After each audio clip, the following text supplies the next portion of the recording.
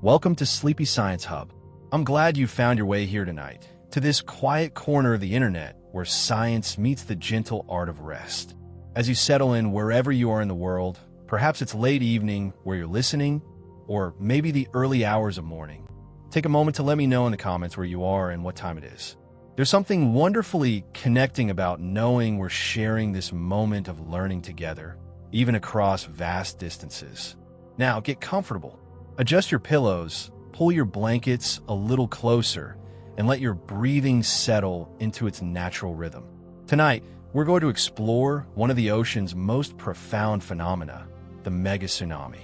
But don't worry, we're approaching this topic like gentle observers, watching nature's slow dance of transformation rather than witnessing destruction.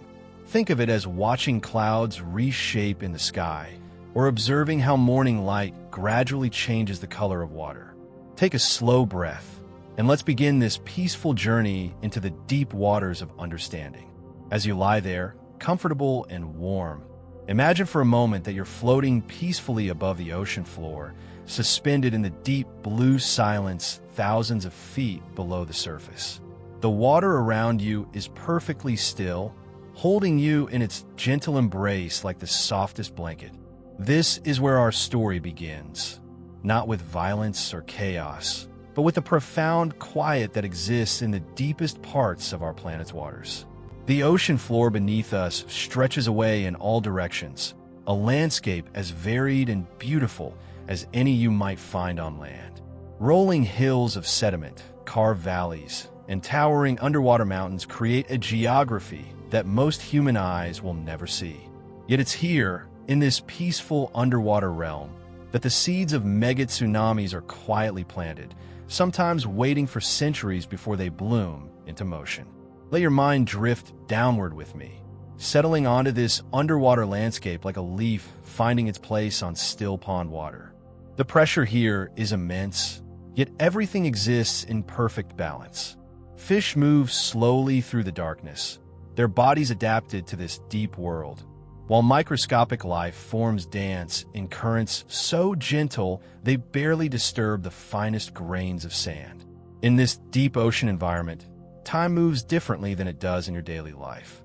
What might seem like sudden changes to us surface dwellers actually unfold over years, decades, even centuries.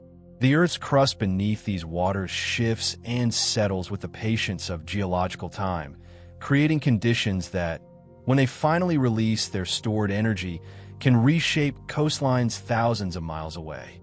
Picture the ocean floor as a vast, slow-breathing creature. Its movements are so gradual, so subtle, that they go unnoticed by the life forms swimming high above. A section of underwater mountainside might loosen over the course of several human lifetimes, held in place by nothing more than gravity and the gentle pressure of water. Volcanic islands grow from the seafloor over millennia, their slopes accumulating layers of lava and sediment that create increasingly unstable formations. As you rest there in your comfortable spot, consider how different your sense of urgency is from the ocean's sense of time. Where you might feel the need to rush through your day, the ocean takes centuries to prepare for a single moment of movement. There's something deeply calming about this perspective. The idea that the most powerful forces in nature operate on timescales that dwarf our human concerns about deadlines and schedules. The creatures that live in these depths have adapted to this slower rhythm of existence. Deep-sea fish move with deliberate, energy-conserving motions. Tube worms cluster around thermal vents, swaying gently in currents that have traveled across entire ocean basins. Even the bacteria that form the foundation of deep-sea ecosystems operate on cycles that span multiple human generations.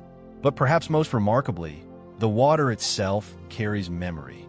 Every current, every subtle temperature change, every slight shift in salinity tells a story of distant weather patterns, of glacial melt from polar regions, of warm surface waters that have gradually cooled and descended to these depths. The water that surrounds our imaginary floating forms has quite possibly been on a journey lasting several hundred years, cycling through different ocean basins, different temperatures, different roles in the planet's vast circulation system. This interconnectedness extends to the seafloor as well. The sediments that blanket the underwater mountains and valleys contain the history of countless seasons. Microscopic shells from ancient plankton blooms, dust from distant volcanic eruptions, even particles from meteorites that struck the Earth millions of years ago.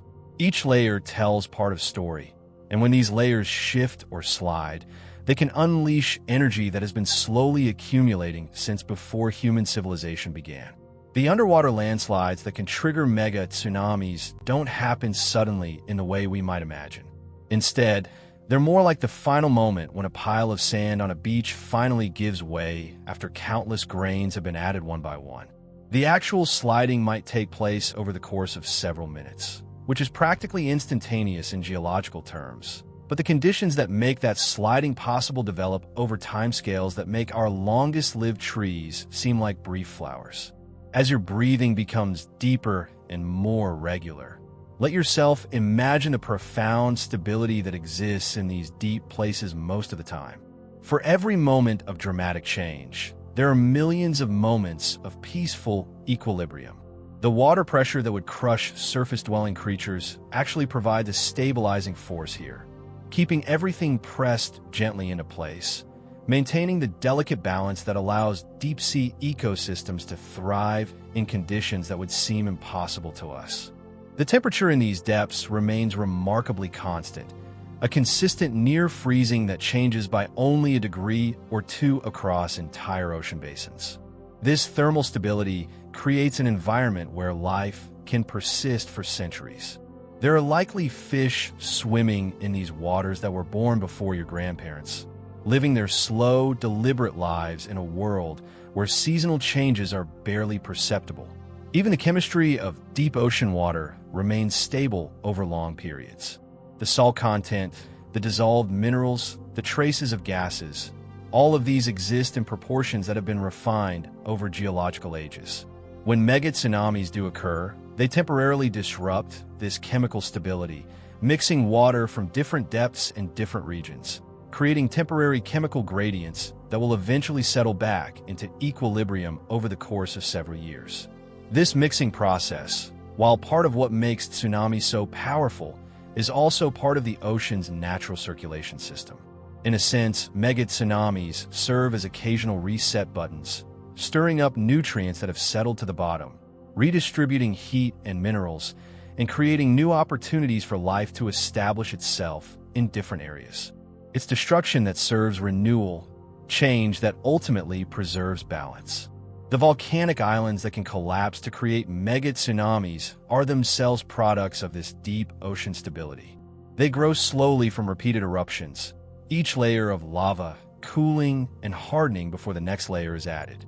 The weight of these accumulated layers gradually makes the island slopes steeper and more unstable. But this process typically takes hundreds of thousands of years to reach a critical point. During this slow building process, entire ecosystems develop on and around these islands. Coral reefs establish themselves in the warm, shallow waters.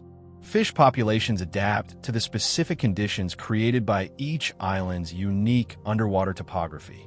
Seabird colonies develop migration patterns that depend on these islands as resting and nesting sites. All of this happens within the framework of the island's gradual growth toward eventual instability. The beauty of this system lies in its cyclical nature. Islands grow, mature, and occasionally experience dramatic reshaping events, after which the process begins again. Life adapts to each phase of this cycle, finding ways to thrive during the long, stable periods and to survive and recover during the brief periods of change. It's a testament to the resilience and adaptability of natural systems. As you continue to relax, breathing slowly and deeply, consider how this deep ocean perspective might apply to your own life. Just as the ocean accumulates energy slowly and releases it in moments of dramatic change, you too go through periods of gradual preparation followed by moments of significant transition. The key insight from the deep ocean is that both phases, the long preparation and the brief transformation, are equally important and natural. The sediment cores that scientists extract from the deep ocean floor reveal that mega tsunami events, while dramatic, are also relatively rare. The layers of sediment between tsunami deposits often represent thousands of years of peaceful accumulation. This suggests that the ocean spends the vast majority of its time in states of gentle equilibrium, with dramatic events serving as occasional punctuation marks in much longer stories of gradual change. These sediment records also show us that life in the deep ocean has learned to anticipate and adapt to these periodic disruptions. The species that thrive in these environments are those that can maintain themselves during long periods of stability while also possessing the flexibility to survive and recover from occasional dramatic changes. There's something profoundly wise about this approach to existence, being simultaneously stable and adaptable. The water above the deep ocean floor moves in currents that are invisible from the surface, but incredibly powerful and persistent. These deep currents are driven by differences in water density that result from variations in temperature and salinity. They move slowly, but carry enormous volumes of water across entire ocean basins, forming what oceanographers call the global conveyor belt of circulation. This circulation system means that the water in any particular location is constantly being replaced, but so slowly that the replacement process takes decades or centuries. A molecule of water that starts near the coast of Norway might not reach the deep Pacific for several hundred years. During its journey, it will carry dissolved minerals, microscopic life forms, and traces of chemicals that tell the story of everywhere it has been. When mega tsunamis occur, they temporarily disrupt these ancient circulation patterns, creating eddies and countercurrents that can persist for months or even years after the initial event. But eventually, the deeper patterns reassert themselves, and the circulation returns to its established pathways. It's another example of how the ocean maintains its fundamental stability even while accommodating dramatic temporary changes. The pressure at these depths creates conditions that would be impossible to replicate at the surface. Water becomes denser, chemical reactions proceed differently, and even the behavior of light changes in ways that affect how life has evolved in these environments. The bioluminescent creatures that live here have developed light-producing abilities that are precisely adapted to the unique optical properties of deep water under pressure. This adaptation extends to their feeding strategies as well. In an environment where energy is scarce and metabolism must be carefully conserved, many deep-sea creatures have evolved to wait patiently for food to come to them rather than actively hunting. They've learned to make the most of every feeding opportunity, storing energy efficiently and growing slowly but steadily over their extended lifespans. As your own breathing slows and deepens, mirroring the patient rhythms of deep ocean life, you might find yourself appreciating this approach to existence. There's something deeply restful about imagining a life lived at this pace, where every action is deliberate and every moment of stillness is purposeful rather than empty. The geological processes that create conditions for mega tsunamis operate on similar principles of patient energy accumulation. Tectonic plates move at rates measured in centimeters per year, creating stresses that build up over millennia. Volcanic magma chambers fill slowly over thousands of years, creating the pressure that will eventually drive eruptions. Sedimentary layers accumulate grain by grain, creating slopes that will eventually become unstable. All of these processes share the characteristic of extended preparation followed by relatively brief periods of dramatic change. It's a pattern that appears throughout nature, from the slow growth and sudden blooming of desert flowers to the gradual formation and sudden collapse of snow avalanches. Understanding this pattern helps us appreciate both the power and the rarity of mega tsunami events. The interconnectedness of deep ocean systems means that changes in one region can have effects that ripple across entire ocean basins, but these effects unfold slowly and subtly.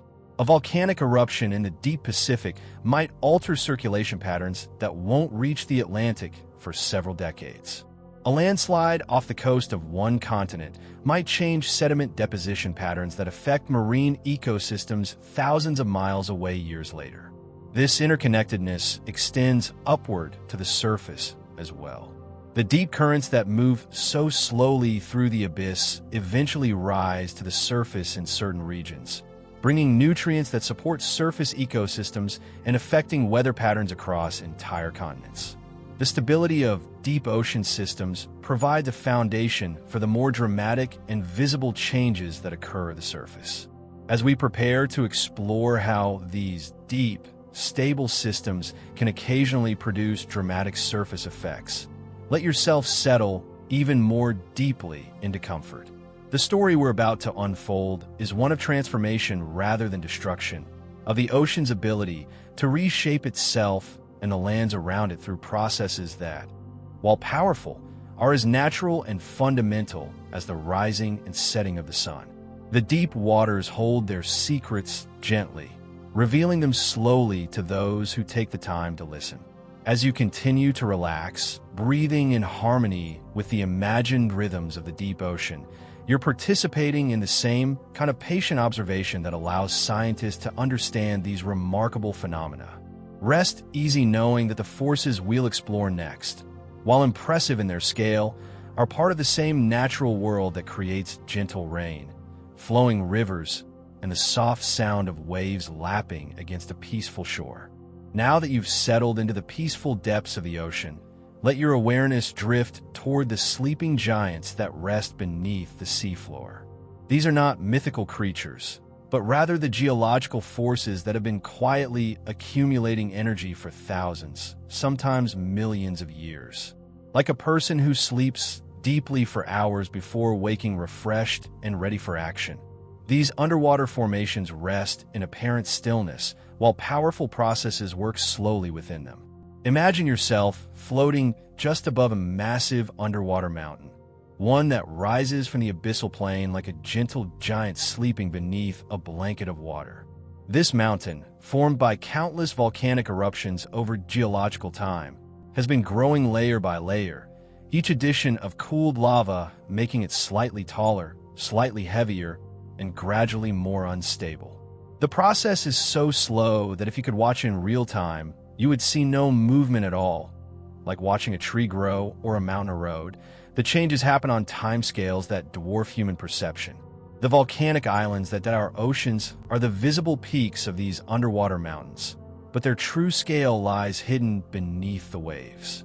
For every foot of island that rises above the surface, there may be 20 or 30 feet of volcanic rock extending down into the depths. These underwater slopes, built up over millennia of eruptions, create formations that are simultaneously stable enough to support entire ecosystems and gradually unstable enough that they may one day experience dramatic reshaping. As you rest there in your comfortable space, breathing slowly and regularly, consider the profound patience of volcanic islands.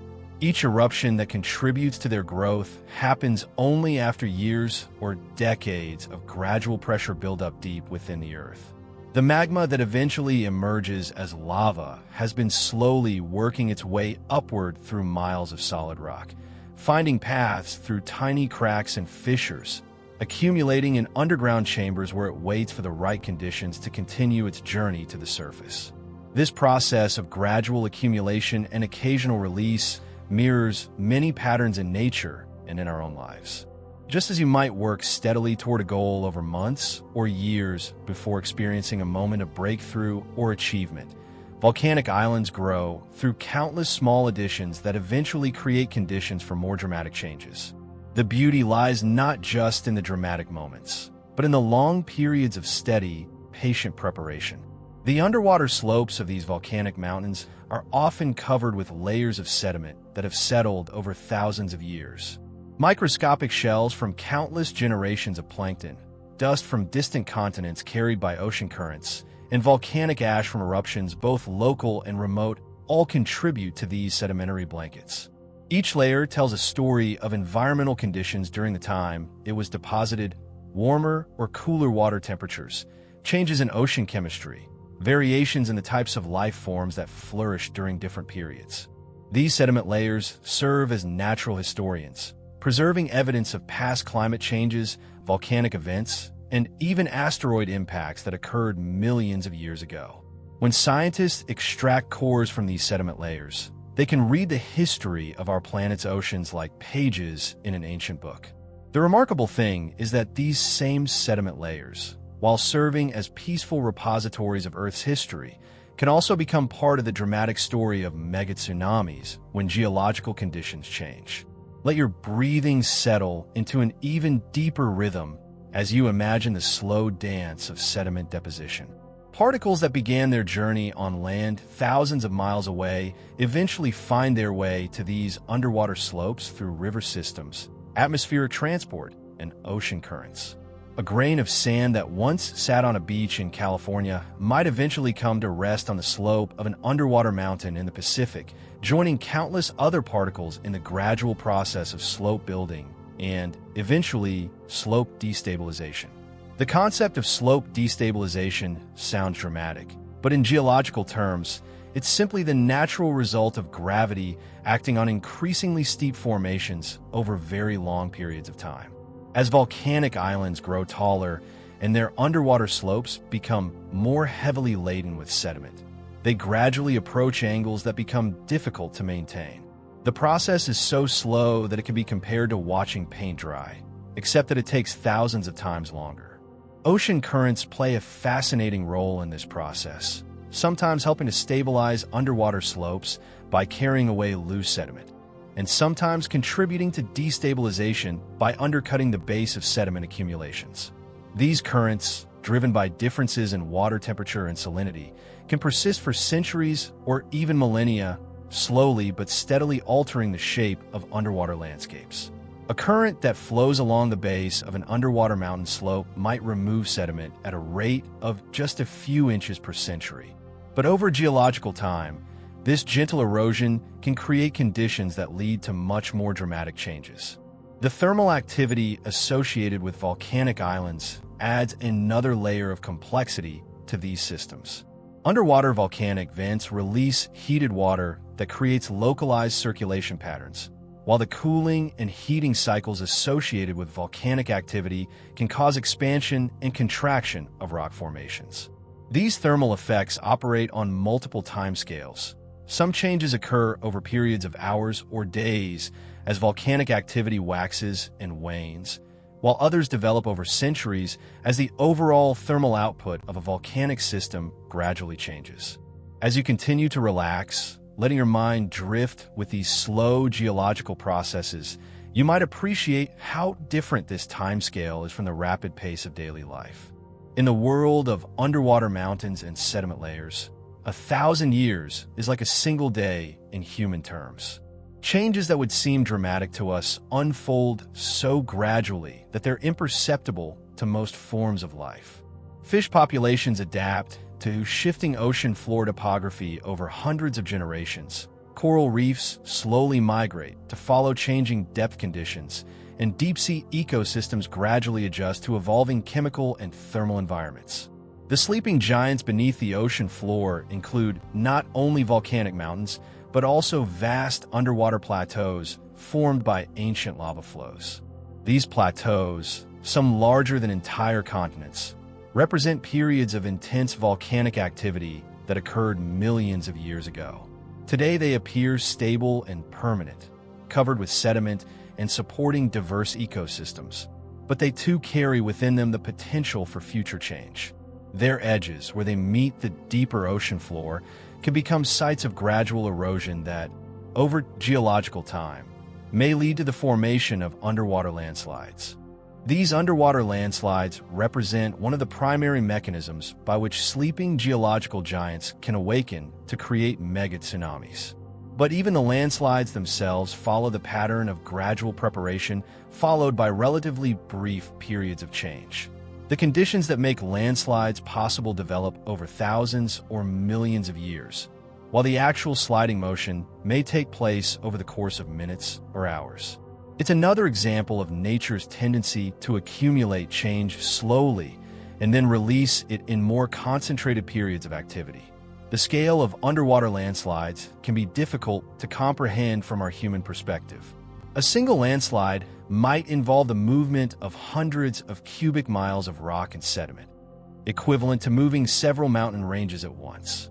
Yet because these movements take place underwater and often in remote locations, they can occur without any immediate impact on human activities.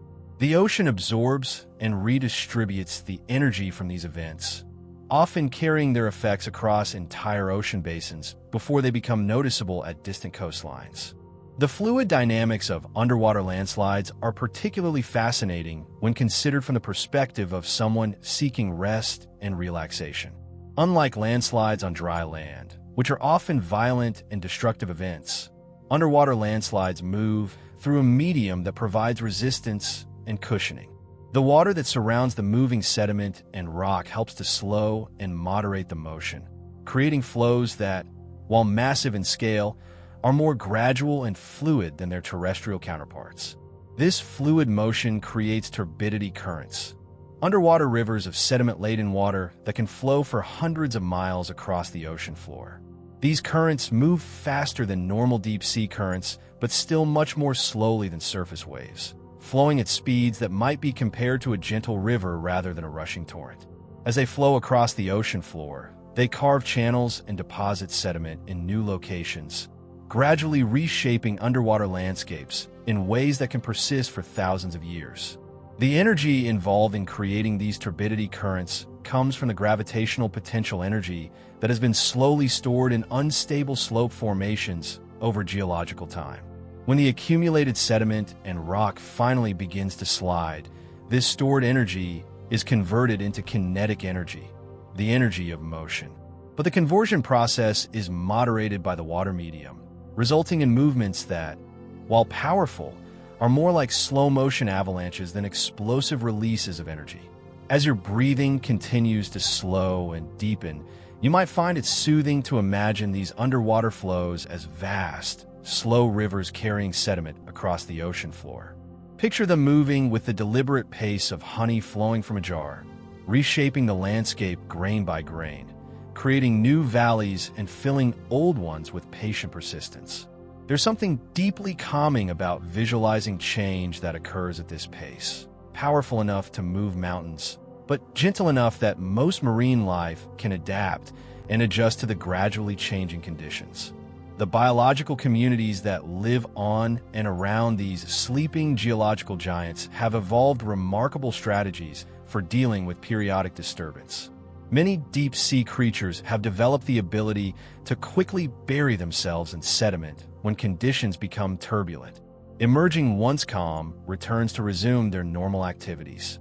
Others have evolved mobile lifestyles that allow them to migrate away from disturbed areas and return once conditions stabilize. These adaptations represent millions of years of evolutionary refinement, creating ecosystems that are both stable and resilient. The coral reefs that often grow on the shallow portions of volcanic islands provide particularly beautiful examples of life adapting to geological timescales. Individual coral polyps live for just a few years, but coral colonies can persist for centuries, and coral reef ecosystems can maintain their basic structure for thousands of years even as individual species come and go. When volcanic islands experience major geological events, coral reefs may be temporarily disrupted, but the fundamental processes of coral growth and reef building typically resume once conditions stabilize. The symbiotic relationships that exist within coral reef ecosystems mirror the larger relationship between life and geology in the ocean. Just as coral polyps provide shelter for algae in exchange for nutrients produced through photosynthesis, marine ecosystems as a whole have learned to work with geological processes rather than simply enduring them. Volcanic activity provides nutrients that support marine food chains, while geological stability provides the foundations on which complex ecosystems can develop. The sleeping giants beneath the ocean floor also include ancient asteroid impact sites that, while no longer geologically active, continue to influence underwater topography and circulation patterns. These impact sites, some dating back hundreds of millions of years, created underwater crater formations that have been gradually modified by sediment deposition and volcanic activity, but still retain enough of their original structure to affect local ocean dynamics. Like old wounds that have healed but left permanent scars, these impact sites remind us of the ocean's long history of adapting to dramatic events. The meteorites that created these impact sites represent another category of sleeping giants. Not giants that rest beneath the seafloor, but giants that travel through space on trajectories that occasionally intersect with our planet. The impacts that can trigger mega tsunamis from asteroid strikes are extremely rare, occurring perhaps once every few million years. But when they do occur, they represent the ultimate example of energy that has been accumulating over cosmic timescales being released in a single dramatic event. The asteroid that created the Chicxulub crater on Mexico's Yucatan Peninsula 65 million years ago would have generated mega tsunamis that affected coastlines around the world. But even this dramatic event, which likely contributed to the extinction of the dinosaurs, was followed by gradual recovery and adaptation. Life found ways to flourish in the changed conditions. New species evolved to fill ecological niches left vacant by extinctions, and the overall patterns of ocean circulation and geological activity gradually adjusted to the new topography created by the impact. This pattern of dramatic change, followed by gradual adaptation and recovery, appears throughout Earth's history. It suggests that even the most powerful sleeping giants, when they do awaken, are part of natural cycles that ultimately contribute to the planet's long-term stability and diversity. The ocean's ability to absorb and redistribute energy from geological events, combined with life's remarkable capacity for adaptation and recovery, creates a system that is both dynamic and resilient. As you settle even more deeply into relaxation, consider how this perspective might apply to the sleeping giants in your own life. The gradual accumulations of experience, knowledge, and capability that prepare you for periods of growth and change. Like the volcanic islands that build slowly toward moments of dramatic reshaping. You too may be in the process of gradual preparation for future transformations that you can't yet fully anticipate. The sleeping giants beneath the ocean floor remind us that power and gentleness are not opposites, but can coexist in natural systems. The same geological forces that can create dramatic changes in ocean topography also provide the stable foundations on which marine ecosystems depend. The same volcanic activity that can trigger underwater landslides also creates the thermal vents that support unique deep-sea communities.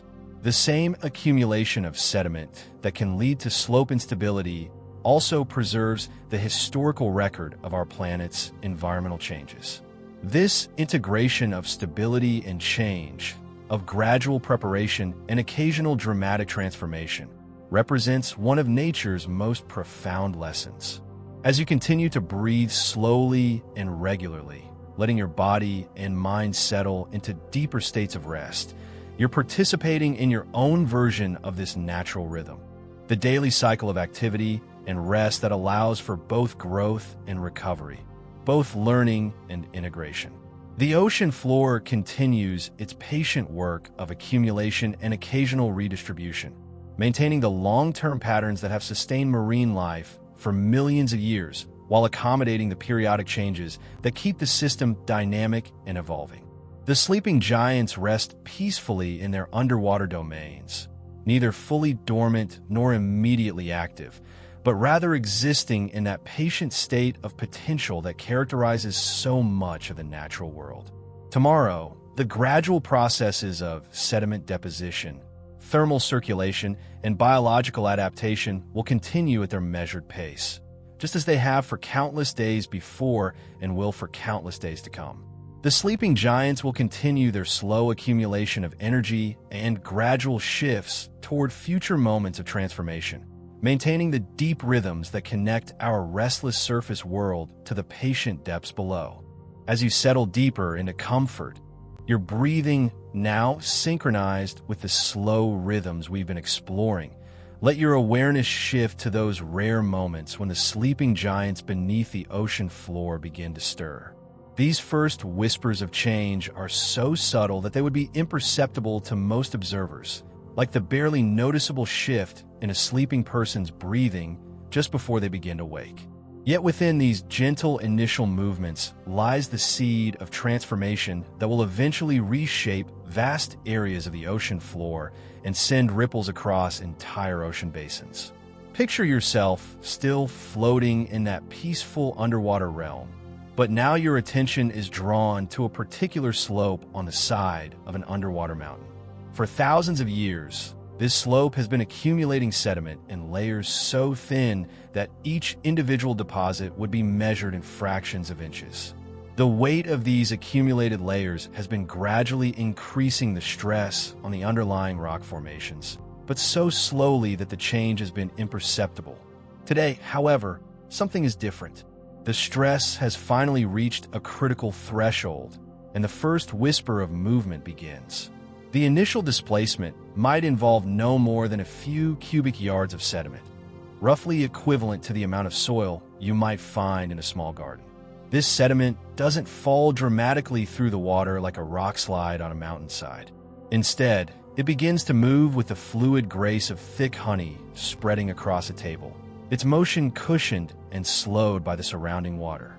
The movement is so gentle that fish swimming nearby barely notice the change, perhaps experiencing only a slight shift in the water currents around them. This first movement creates what scientists call a failure surface, a zone where the bonds holding sediment layers together have been overcome by gravitational forces. But even this failure doesn't happen all at once. Instead, it propagates slowly through the sediment layers like a crack spreading through thick glass, taking minutes or even hours to extend across the full width of the unstable area. The process is more like watching ice slowly melt than observing a sudden fracture. As you breathe slowly and deeply, imagine how this gradual failure propagation might feel if you could experience it as vibrations through the water. Rather than sharp jolts or violent shaking, you would sense a subtle change in the water's density, a slight alteration in the way sound travels through the medium around you. Deep-sea creatures that are sensitive to pressure changes might notice these alterations, but even for them, the changes would be more like shifts in atmospheric pressure before a weather change than anything alarming or threatening. The sediment that begins to move carries with it the history of the ocean floor where it has rested. Microscopic fossils embedded in the moving material tell stories of ancient climate conditions, while chemical traces reflect the composition of seawater from centuries past. As this material starts its slow journey down the underwater slope, it's not just moving physically, but also carrying information about environmental conditions that existed long before human civilization began. The water displacement that accompanies this initial sediment movement is remarkably small relative to the vast volume of the ocean. If you could measure the change in water level of the surface directly above the sliding sediment, it might amount to no more than a few inches, less than the variation caused by normal tidal fluctuations. Yet this seemingly insignificant displacement represents the beginning of a process that will eventually affect areas thousands of miles away from its origin point. The mechanics of how underwater landslides begin reveal nature's preference for gradual transitions over sudden changes. The sediment doesn't simply break free and plummet toward the ocean floor like a rock falling through air. Instead, it begins to flow like a very thick liquid, with the water around it providing both resistance that slows its movement and lubrication that allows the flow to continue. This fluid behavior means that even large underwater landslides typically move at speeds that would seem quite modest by surface standards, perhaps comparable to a brisk walking pace rather than the speed of falling objects. As the initial sediment flow gains momentum, it begins to entrain additional material from the slope below it. This process, called bulking, happens gradually as the moving sediment picks up loose material in its path. The effect is similar to how a small snowball can grow larger as it rolls down a hill, except that the growth happens much more slowly and gently. Each new addition to the moving mass slightly increases its weight and momentum, but the water medium ensures that the acceleration remains gradual and controlled. The entrainment process also begins to change the character of the moving material. What started as a relatively dense mass of settled sediment gradually becomes a more fluid mixture of sediment and water. This transformation is crucial to understanding how underwater landslides can travel such vast distances across ocean floors. As the mixture becomes more fluid, it encounters less resistance from the surrounding water, allowing it to maintain its motion across much gentler slopes than would be possible for a purely solid mass. Let your mind follow this gradual transformation as your own body continues to relax more deeply. Just as the sediment slowly transitions from a solid state to a more fluid state, your muscles are gradually releasing tension and your breathing is becoming more liquid and effortless. There's something deeply soothing about observing processes that unfold with this kind of measured pace, allowing each stage of change to develop fully before the next stage begins. The sound signature of these initial movements would be fascinating if you could hear it through the water, rather than the sharp cracks or rumbles that might accompany landslides on dry land. Underwater sediment failures produce low-frequency vibrations that travel through both the water and the ocean floor. These sounds are below the range of human hearing, but can be detected by marine mammals and some fish species. To them, the beginning of an underwater landslide might sound like a very deep, distant whisper, a subtle change in the ocean's background noise rather than an obvious alarm signal. The pressure wave generated by the initial sediment movement travel through the water at the speed of sound, which in seawater is approximately 4 times faster than sound travels through air. However, these initial pressure waves are extremely weak, far too subtle to be noticed by surface waves or to affect marine life in any significant way. They're more like the gentle pressure changes you might feel when an elevator begins to move, rather than anything that would be perceived as a disturbance. As the moving sediment begins to accelerate down the underwater slope, it starts to create its own local circulation patterns in the surrounding water. These circulation patterns are remarkably organized and stable, forming what fluid dynamicists call coherent flow structures. The water immediately around the moving sediment begins to move with it, creating a buffer zone that further reduces friction and allows the landslide to maintain its momentum across surprisingly long distances. These flow structures have a hypnotic quality when visualized in computer simulations. The water moves in smooth, predictable patterns that spiral and flow around the sediment mass, like invisible rivers within the ocean. If you could see these patterns, they would resemble the graceful swirls that form when you slowly stir honey or watch cream being mixed into coffee. There's an almost artistic beauty to the way the water organizes itself around the moving sediment. The temperature of the water plays an interesting role in these initial stages of landslide development. The sediment that has been resting on the ocean floor is typically slightly cooler than the water immediately above it, having been insulated from thermal variations by its position at the bottom of the water column. As this cooler sediment begins to move and mix with warmer water, it creates subtle thermal gradients that can affect the density and flow characteristics of the mixture. These thermal effects add another layer of complexity to the fluid dynamics, but also contribute to the overall stability and persistence of the flow. The biological impact of these initial movements is remarkably minimal, testament to the gentle nature of the process. Benthic organisms, the creatures that live on or near the ocean floor, may experience the passage of the sediment flow as a gradual change in their environment rather than a catastrophic event. Those that are mobile can often move away from the disturbed area, while sessile organisms like corals and sponges may be temporarily buried, but often survive if the burial is not too deep or prolonged. The chemical effects of the initial sediment movement are equally subtle. As the sliding material disturbs the normally stratified layers of sediment, it begins to release nutrients that have been stored in the deep layers back into the water column. This nutrient release happens slowly and gradually, creating a gentle enrichment of the water that can actually benefit marine ecosystems over time. It's nature's way of recycling nutrients that might otherwise remain locked away in sediment layers for centuries. As you continue to breathe deeply and regularly, Consider how this process of gradual nutrient release mirrors the way insights and understanding can emerge from deep contemplation. Just as the moving sediment slowly releases stored nutrients into the water column, peaceful reflection can allow stored knowledge and experience to surface in your consciousness, creating new connections and deeper understanding. The electromagnetic properties of seawater also influence how underwater landslides develop and propagate.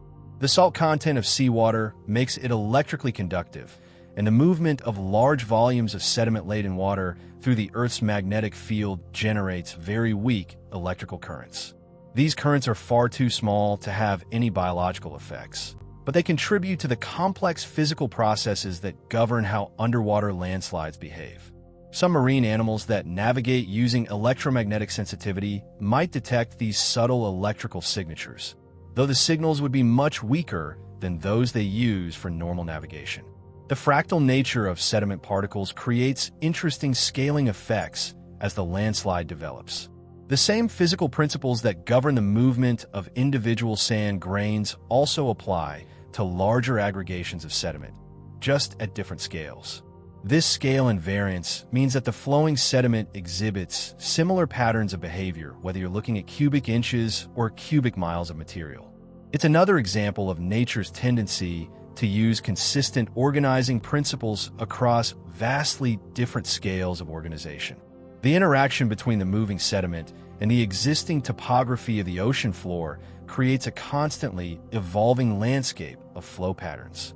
As the sediment encounters underwater ridges, valleys, and other topographic features, it responds by dividing into multiple flow paths, reuniting downstream, and constantly adjusting its velocity and direction. These adjustments happen smoothly and gradually, without the sharp redirections that might occur if the same volume of material were moving across a dry landscape. The acoustic signature of the developing landslide provides another window into understanding these processes. The low-frequency sounds generated by the moving sediment can travel for hundreds of miles through the ocean, carrying information about the size, speed, and composition of the flow. Marine mammals that use sound for navigation and communication might detect these acoustic signatures from great distances, though the sounds would likely be interpreted as part of the ocean's natural background noise, rather than as signals of any immediate significance. The way that water molecules themselves respond to the passage of large volumes of moving sediment reveals fundamental principles of fluid dynamics that apply across many different scales and contexts. Each water molecule experiences forces from its neighboring molecules, creating patterns of stress and strain that propagate through the fluid medium. These molecular scale interactions aggregate to create the larger flow patterns that characterize underwater landslides, demonstrating how simple physical principles can give rise to complex and beautiful behaviors. As the initial whisper of change continues to develop and propagate, the boundary between the moving sediment and the stationary water around it becomes increasingly complex and interesting. Rather than a sharp interface, this boundary is characterized by a gradual transition zone, where the velocity and density of the fluid mixture change smoothly from the values characteristic of the landslide core to those of the ambient seawater. This gradual transition is crucial for maintaining the stability of the flow and preventing the kind of turbulent mixing that would dissipate the landslide's energy more rapidly. The timescales involved in these initial stages of landslide development span from seconds to hours, but even the fastest changes occur much more slowly than comparable processes on land. This temporal stretching is partly due to the resistance provided by the water medium and partly due to the much larger scales involved in underwater processes. What might take minutes on a terrestrial slope can take hours on an underwater slope, providing more time for gradual adjustments and reducing the likelihood of sudden, unpredictable changes in behavior. The energy budget of an underwater landslide reveals the efficiency with which these systems convert potential energy into kinetic energy and then into the organized motion that can persist for such long distances. The water medium that slows the initial acceleration also provides a mechanism for maintaining momentum once the flow is established. This creates a system that is simultaneously stable and dynamic, capable of transporting enormous volumes of material across vast distances while maintaining coherent flow structures throughout the journey. As your awareness of these gentle initial processes deepens along with your state of relaxation, you might appreciate how the ocean's approach to change management could serve as a model for approaching transitions in your own life. The underwater environment demonstrates how powerful transformations can begin with barely perceptible changes, develop through gradual acceleration, and achieve impressive results through persistent, patient progress rather than sudden, dramatic action. Now, as you rest in deeper comfort, your breathing having found its natural rhythm with the slow pulse of the ocean depths, let your attention shift to witness one of nature's most elegant transformations. The gentle displacement of water that began with those first whispers of sediment movement is about to undergo a remarkable metamorphosis, gradually organizing itself into the coherent wave patterns that will carry energy across entire ocean basins. This transformation happens not with violence or chaos, but with the measured grace of a symphony slowly building from a single note into a complex, harmonious composition. Imagine yourself suspended in the water column far above where the sediment first began to move, positioned at a depth where you can observe both the sea floor below and the vast expanse of water stretching upward toward the distant surface. From this vantage point, the initial disturbance appears as nothing more than a gentle ripple in the normally uniform density of the deep water. The displaced water creates a subtle bulge that rises slowly through the water column, its progress marked not by dramatic upheaval, but by the kind of gentle swelling you might observe when a large fish swims just beneath the surface of a calm pond. This initial water displacement carries within it the seeds of something much larger and more far-reaching, but its development follows the ocean's characteristic pattern of gradual amplification rather than sudden explosion. The displaced water doesn't simply shoot upward like a fountain or geyser. Instead, it rises through the water column with deliberate persistence, its upward motion creating corresponding adjustments in the water around it as the ocean works to maintain its overall equilibrium. As the displaced water rises, it begins to interact with the layered structure of the ocean itself. The deep ocean is not uniform, but rather consists of distinct layers characterized by different temperatures, densities, and chemical compositions. These layers, formed by centuries of slow circulation and gradual mixing, act like invisible barriers that influence how energy moves through the water column.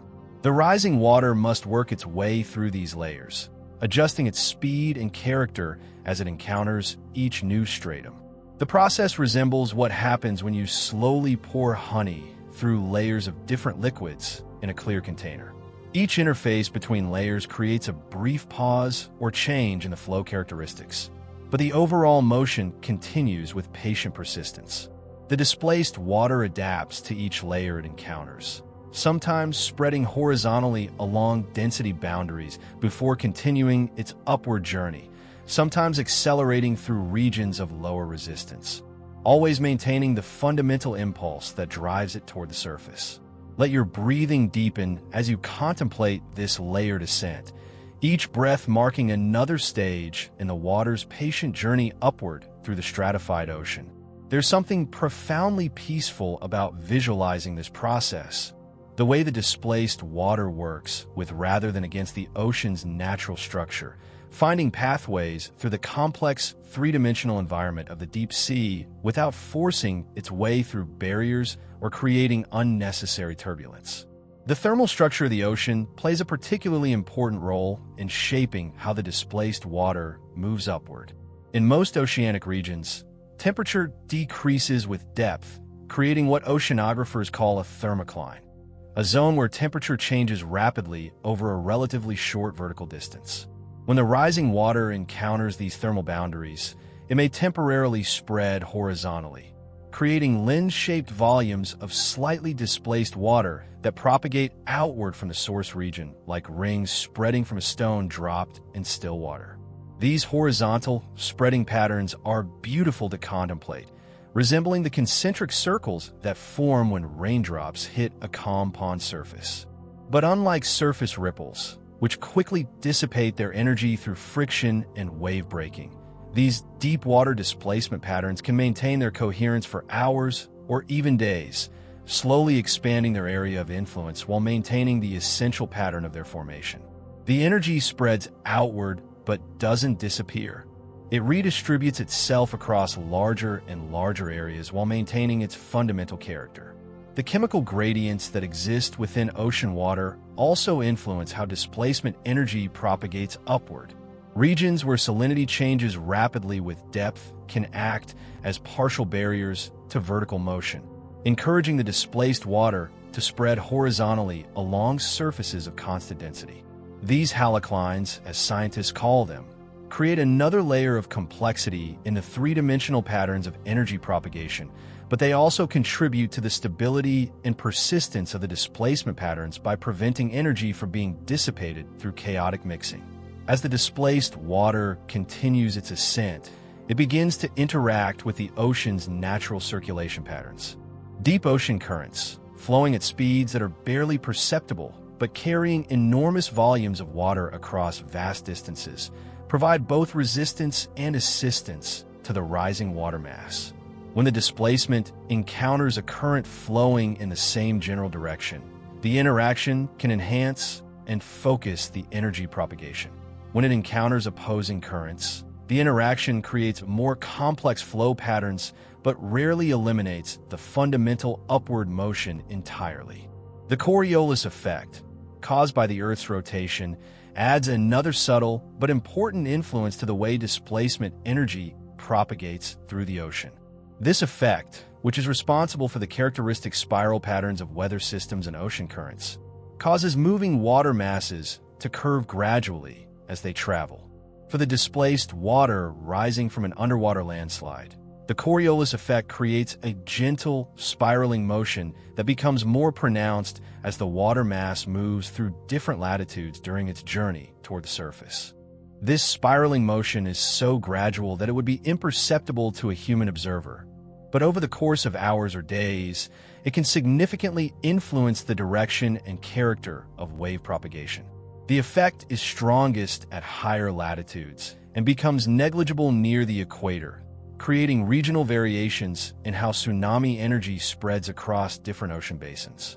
These variations are part of what makes each tsunami event unique, even when the underlying physical principles remain the same.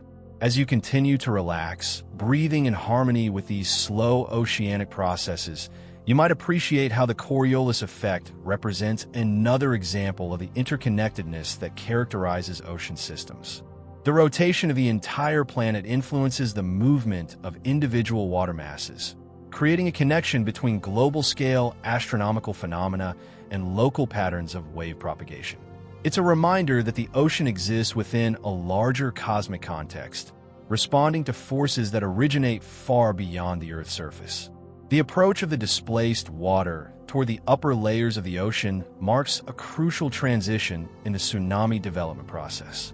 As the water mass rises through the progressively warmer and less dense layers near the surface, its own characteristics begin to change.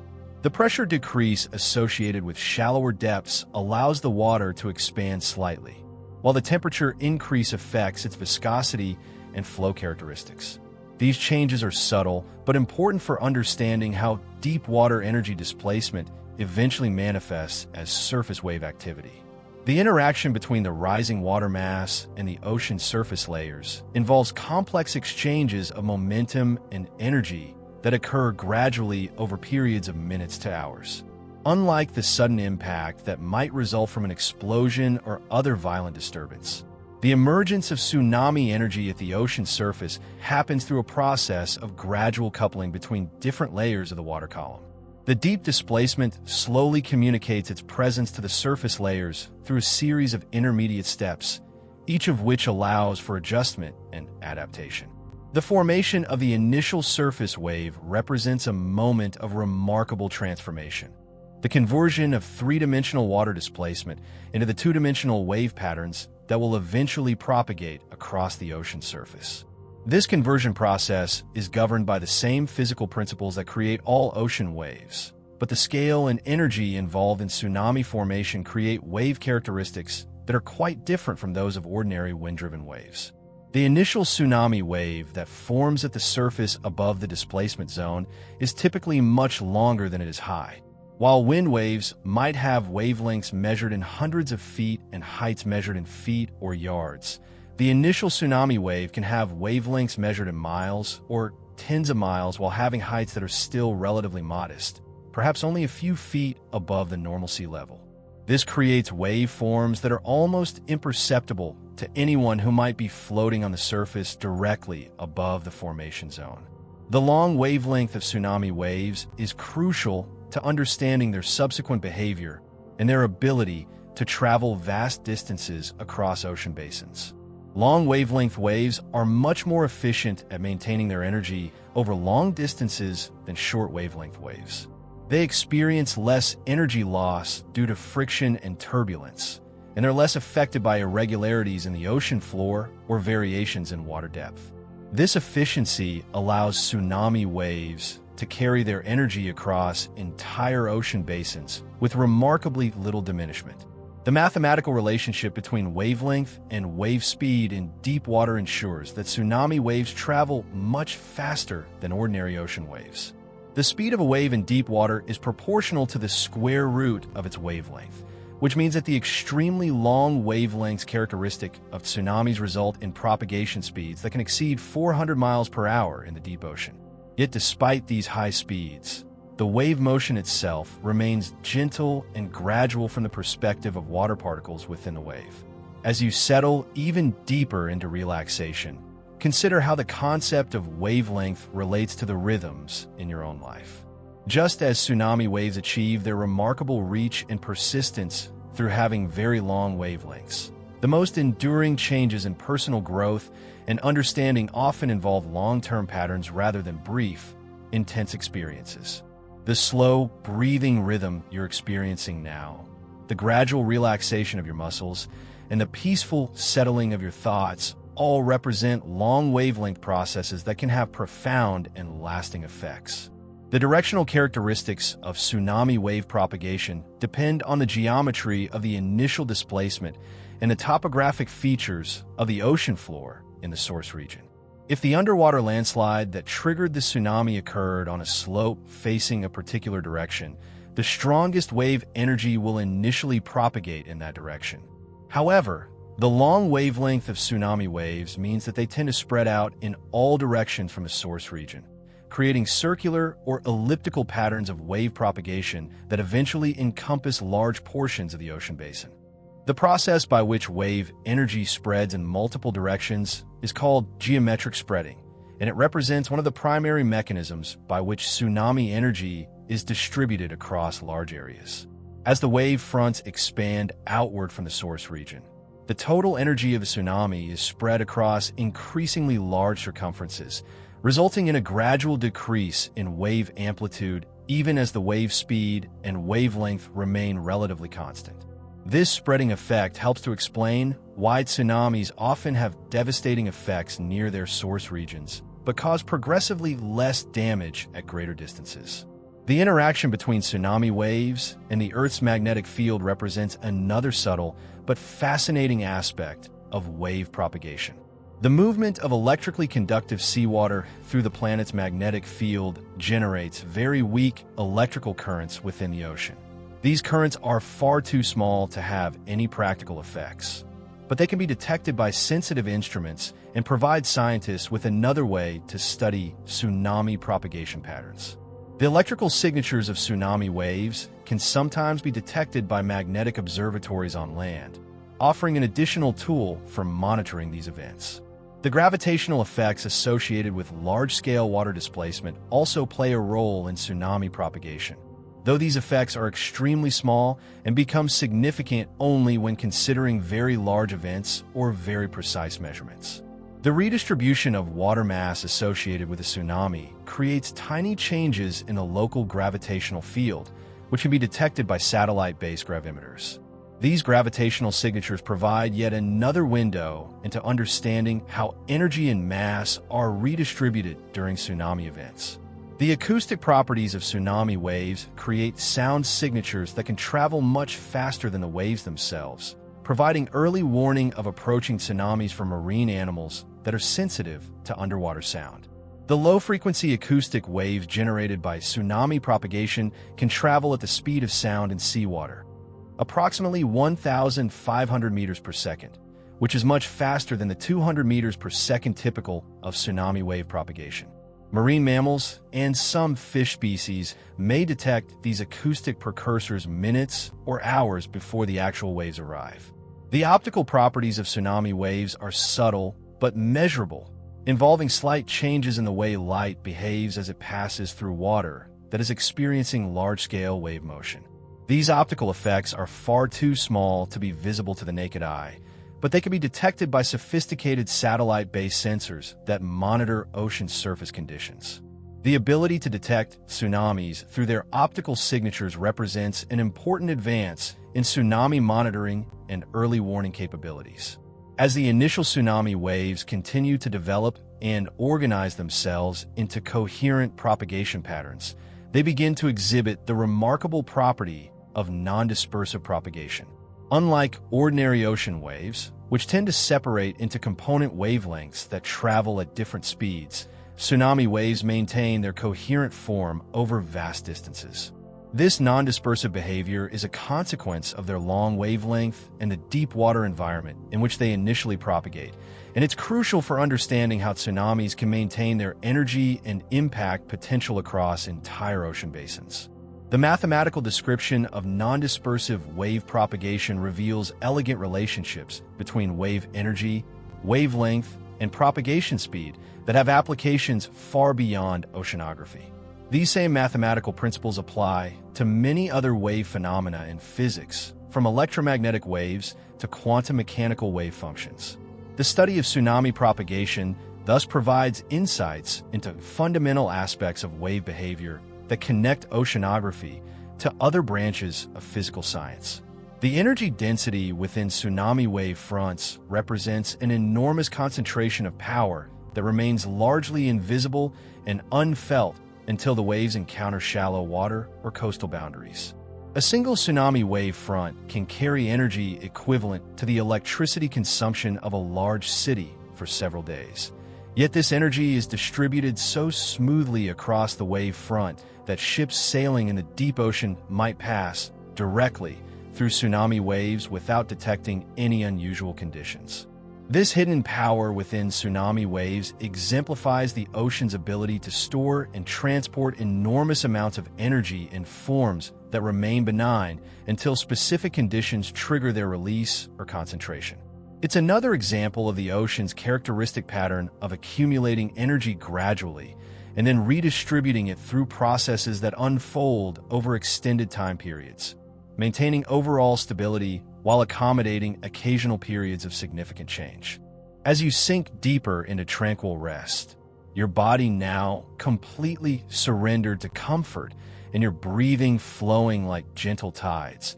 Let your consciousness drift with the tsunami waves as they begin their remarkable journey across the vast expanses of the deep ocean. This is perhaps the most peaceful phase of the entire tsunami process, a time when enormous energies travel through the ocean's depths with such grace and silence that the surface world above remains completely unaware of the powerful currents of change flowing beneath. Picture yourself now as a patient observer, floating effortlessly in the middle depths of the ocean, watching as the organized wave energy passes by you like a slow, invisible river. The tsunami waves at this stage of their journey are nothing like the dramatic wall of water that popular imagination might conjure. Instead, they move through the deep ocean as gentle, almost imperceptible undulations in the water column, their presence marked more by subtle changes in pressure and flow patterns than by any visible disturbance of the water surface. The wavelength of these traveling waves stretches across distances that dwarf human scale, often extending for 50 or even 100 miles from crest to crest. To put this in perspective, If you were floating at one end of a tsunami wave, the other end might be beyond the horizon, invisible even from the highest mountaintop. Yet despite this enormous scale, the wave height in deep water typically measures only a few feet, creating waveforms so gradual that their slope is barely perceptible. Imagine a hill that rises only 3 feet over a distance of 50 miles, and you begin to understand the gentle geometry of deep ocean tsunami propagation. This extraordinary relationship between wavelength and height creates waves that are essentially transparent to surface activities. Ships sailing across the ocean during tsunami events routinely pass through these waves without any awareness of their presence. The rise and fall of the water level happens so gradually that it's completely masked by normal ocean swells, wind waves, and tidal variations. Sailors might notice subtle changes in barometric pressure or observe unusual behavior in marine life. But the passage of a tsunami wave itself remains invisible to direct observation. As you breathe slowly and steadily, matching your rhythm to the patient pulse of these traveling waves, consider the profound efficiency of this mode of energy transport. The ocean has discovered a way to move enormous amounts of energy across vast distances with minimal loss, minimal disturbance to surface conditions, and minimal impact on marine ecosystems. It's a form of power transmission that human technology has yet to match, clean, silent, and remarkably effective across scales that span entire ocean basins. The speed at which tsunami waves travel through deep water depends on a simple but elegant mathematical relationship involving the depth of the water and the acceleration due to gravity. In the deepest parts of the Pacific Ocean, where water depths can exceed 4 miles, tsunami waves travel at speeds approaching 500 miles per hour. Yet despite these remarkable speeds, the water particles within the waves move much more slowly, following circular or elliptical paths that carry them only short distances from their starting positions before returning them to approximately their original locations. This distinction between wave speed and water particle speed is crucial for understanding the benign nature of deep ocean tsunami propagation. While the waveform itself races across the ocean at the speed of a jet aircraft, the actual water through which you're floating barely moves at all. You might experience a gentle upward motion as the wave crest passes, followed by an equally gentle downward motion as the wave trough follows. But these movements are so gradual that they feel more like the natural swaying of the ocean than any kind of disturbance. The energy within the traveling tsunami wave remains remarkably concentrated and organized despite the vast distances it covers. Unlike wind-driven waves, which tend to lose energy through surface friction and braking, tsunami waves in deep water experience very little energy dissipation. The long wavelength and deep water environment create conditions that are almost ideal for energy conservation, allowing the waves to maintain their essential character across distances that can span from one continent to another. This conservation of energy is partly due to the way tsunami waves interact with the ocean floor. In deep water, the wave motion extends only partway down through the water column, leaving the bottom portions of the ocean largely undisturbed. This means that the waves experience minimal friction from interaction with the seafloor, allowing them to glide across the ocean surface layers like a whisper traveling through still air.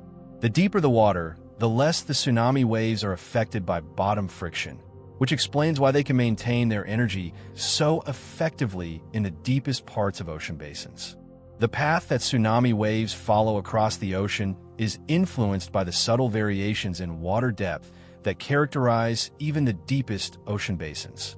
Underwater mountain ranges, known as mid-ocean ridges, can focus or defocus wave energy depending on their orientation relative to the direction of wave propagation. Deep ocean trenches can channel wave energy along their lengths, sometimes redirecting tsunami waves toward coastlines that might otherwise be partially protected from their effects. These bathymetric effects create complex patterns of wave propagation that can only be understood through detailed computer modeling and careful analysis of ocean floor topography. The same underwater mountain that barely affects normal shipping routes can significantly influence the path and intensity of tsunami waves, creating shadow zones where wave energy is reduced and focusing zones where wave energy is concentrated. These effects occur gradually over distances of hundreds or thousands of miles, creating patterns of energy distribution that reflect the hidden topography of the ocean floor. As you continue to rest peacefully, your breathing now synchronized with the slow rhythm of wave propagation. Let your imagination follow these traveling waves as they encounter the various features of the deep ocean landscape. Picture them flowing smoothly over underwater hills, dividing around underwater mountains, and converging again in the valleys between ridges. The process resembles the way gentle streams of air flow around and over obstacles in their path, always seeking the path of least resistance while maintaining their essential direction and character. The gravitational effects of underwater topography also play a subtle role in tsunami propagation. Large underwater mountains create slight variations in the local gravitational field, which can influence the behavior of water masses passing over them. These gravitational effects are extremely small compared to other forces acting on tsunami waves, but they represent another example of the interconnectedness that characterizes ocean systems. Even the shape of the seafloor influences the path of traveling waves through mechanisms that connect oceanography to astronomy and celestial mechanics. The temperature structure of the ocean creates another layer of complexity in tsunami wave propagation. Variations in water temperature affect the speed of sound in seawater, which in turn influences the speed at which tsunami waves travel. Warmer water allows slightly faster wave propagation, while cooler water has the opposite effect. These temperature effects are small but measurable, and they contribute to the gradual dispersal of wave energy as tsunami waves travel across regions with different thermal characteristics. The seasonal variations in ocean temperature mean that tsunami waves traveling the same path at different times of year will exhibit slightly different propagation characteristics. Summer thermal conditions might allow waves to travel slightly faster than winter conditions, creating temporal variations in arrival times that must be accounted for in tsunami warning systems. These seasonal effects represent another example of how large-scale atmospheric and oceanic circulation patterns influence even the most dramatic ocean events. The chemical composition of seawater also affects tsunami wave propagation in subtle but measurable ways. Variations in salinity, dissolved gases, and suspended particles all influence the density and acoustic properties of seawater, which in turn affect wave propagation speeds and energy dissipation rates. These chemical effects are most pronounced in regions where different water masses meet and mix, such as along major ocean current boundaries or in areas where freshwater input from rivers significantly alters the local chemistry of seawater. The biological productivity of different ocean regions creates additional variations in the conditions that tsunami waves encounter during their transoceanic journeys. Areas of high biological productivity often have elevated concentrations of microscopic particles and dissolved organic compounds that can slightly affect water density and optical properties. While these biological effects are generally much smaller than physical effects related to temperature and pressure, they contribute to the overall complexity of the ocean environment through which tsunami waves must travel. Marine life itself responds to the passage of tsunami waves in ways that are often so subtle that they go unnoticed except by careful scientific observation. Deep-sea fish may detect the pressure changes associated with passing waves and alter their swimming pattern slightly. Marine mammals that rely on echolocation may notice changes in the acoustic properties of the water as waves pass through their environment. Plankton communities may experience gentle vertical mixing as wave motion creates subtle circulation patterns in the water column. These biological responses to tsunami passage represent adaptations that have evolved over millions of years of exposure to various forms of ocean disturbance. The fact that most marine life can accommodate the passage of even large tsunami waves without significant disruption speaks to both the resilience of ocean ecosystems and the generally benign nature of deep water wave propagation. Life in the ocean has learned to flex and adapt to periodic disturbances while maintaining its essential patterns and relationships. The magnetic properties of seawater create electromagnetic effects as tsunami waves move through the Earth's magnetic field. These effects generate very weak electrical currents that can be detected by sensitive magnetometers, providing scientists with an additional tool for monitoring tsunami propagation. The electromagnetic signatures of traveling tsunami waves can sometimes be detected hours before the waves themselves reach coastal monitoring stations, offering the potential for enhanced early warning capabilities. The acoustic signature of traveling tsunami waves provides another window into understanding their propagation characteristics. The pressure variations associated with tsunami waves generate infrasonic frequencies, sounds that are below the range of human hearing but can travel for thousands of miles through both water and air. These acoustic waves can reach distant monitoring stations much faster than the tsunami waves themselves, providing early warning of approaching waves for both human communities and marine ecosystems. The interaction between tsunami waves and existing ocean currents creates complex patterns of wave modification that can enhance or diminish wave energy, depending on the relative directions of wave and current motion. When tsunami waves travel in the same direction as a strong ocean current, the interaction can increase wave speeds and concentrate energy. When waves travel against strong currents, the interaction can slow wave propagation and cause some energy dispersion. These current interactions are most significant in regions where major ocean currents create well-defined flow patterns, such as along the paths of the Gulf Stream or the Kuroshio Current. The orbital motion of the Earth creates Coriolis effects that become increasingly important as tsunami waves travel across large distances and through different latitudes. These effects cause gradual changes in wave direction that accumulate over time, creating curved propagation paths that can significantly alter the areas affected by tsunami waves. The Coriolis effect is strongest at high latitudes and becomes negligible near the equator, creating latitudinal variations in tsunami propagation patterns that must be considered in global tsunami hazard assessment. As tsunami waves approach the halfway point of their transoceanic journey, they begin to encounter the subtle effects of tidal forces.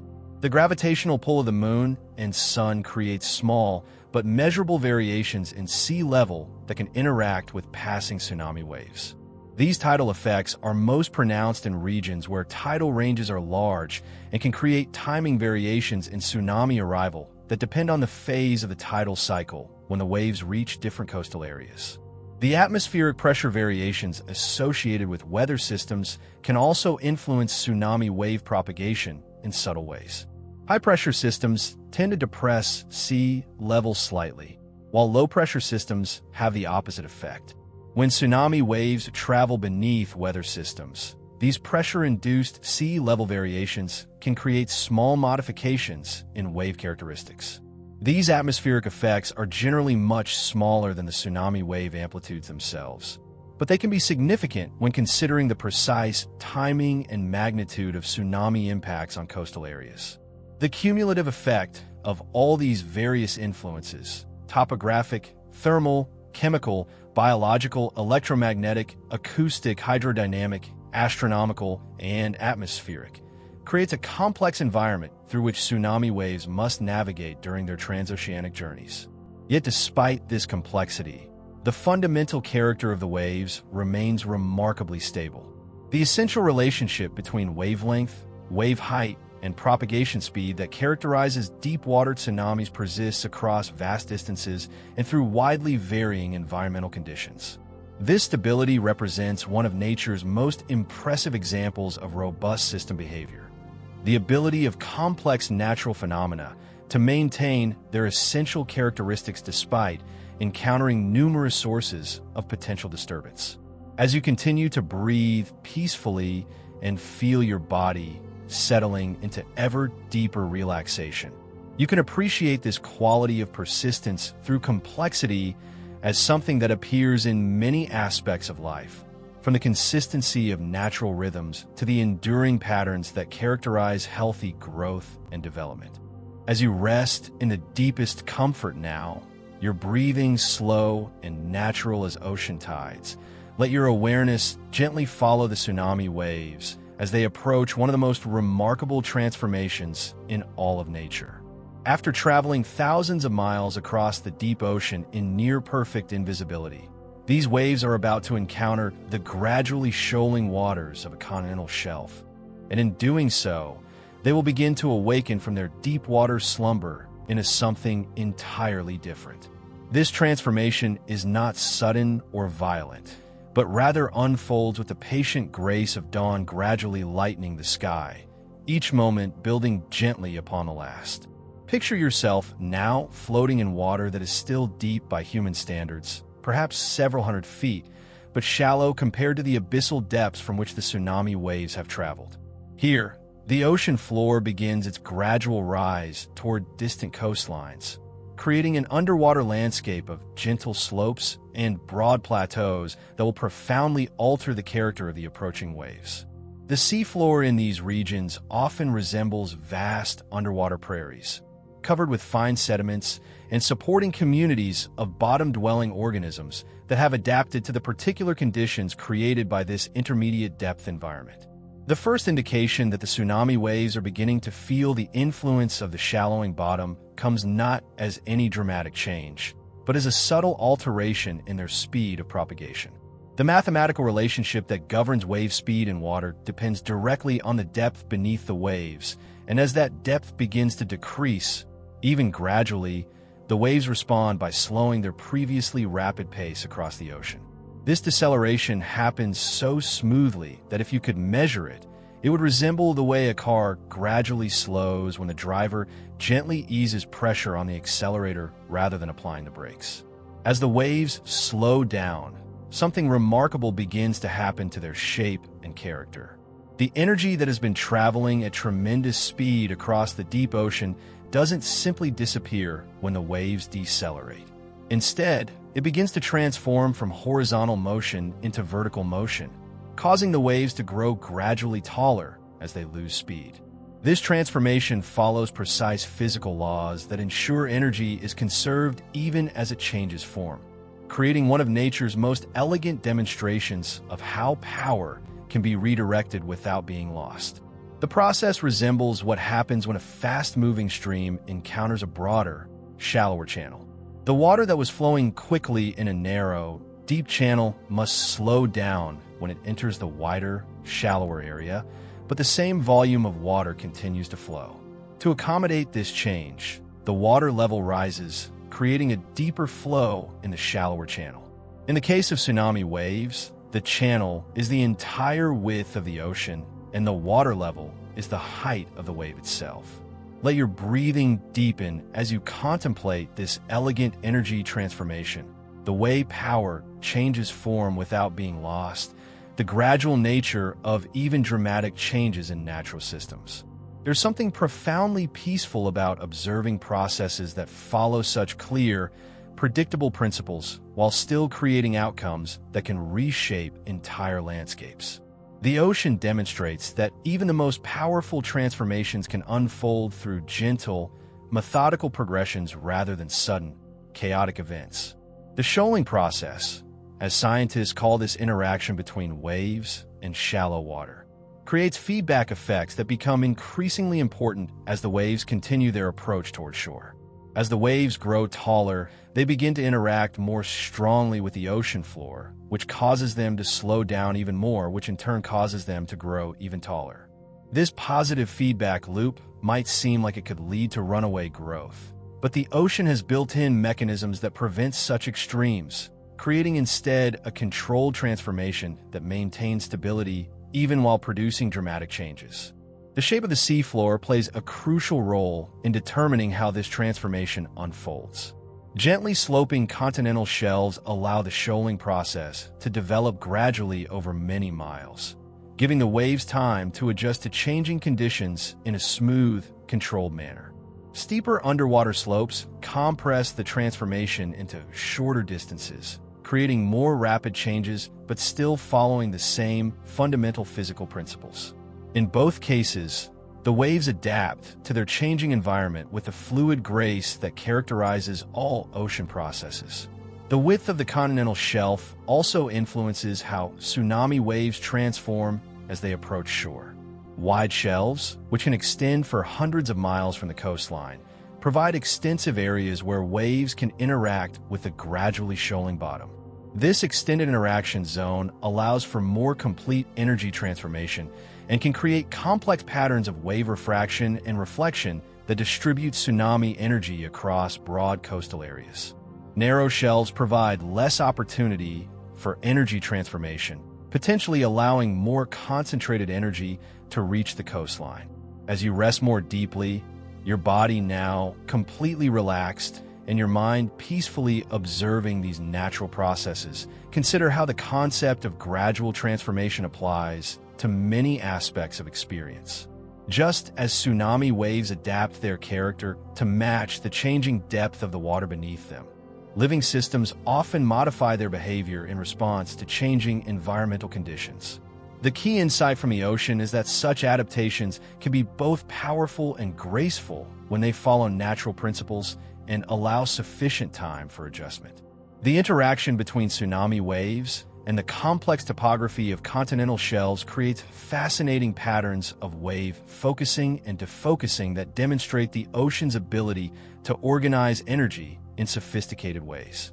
Underwater valleys can channel wave energy, creating corridors of enhanced wave activity, while underwater ridges can scatter wave energy, creating areas of relative calm.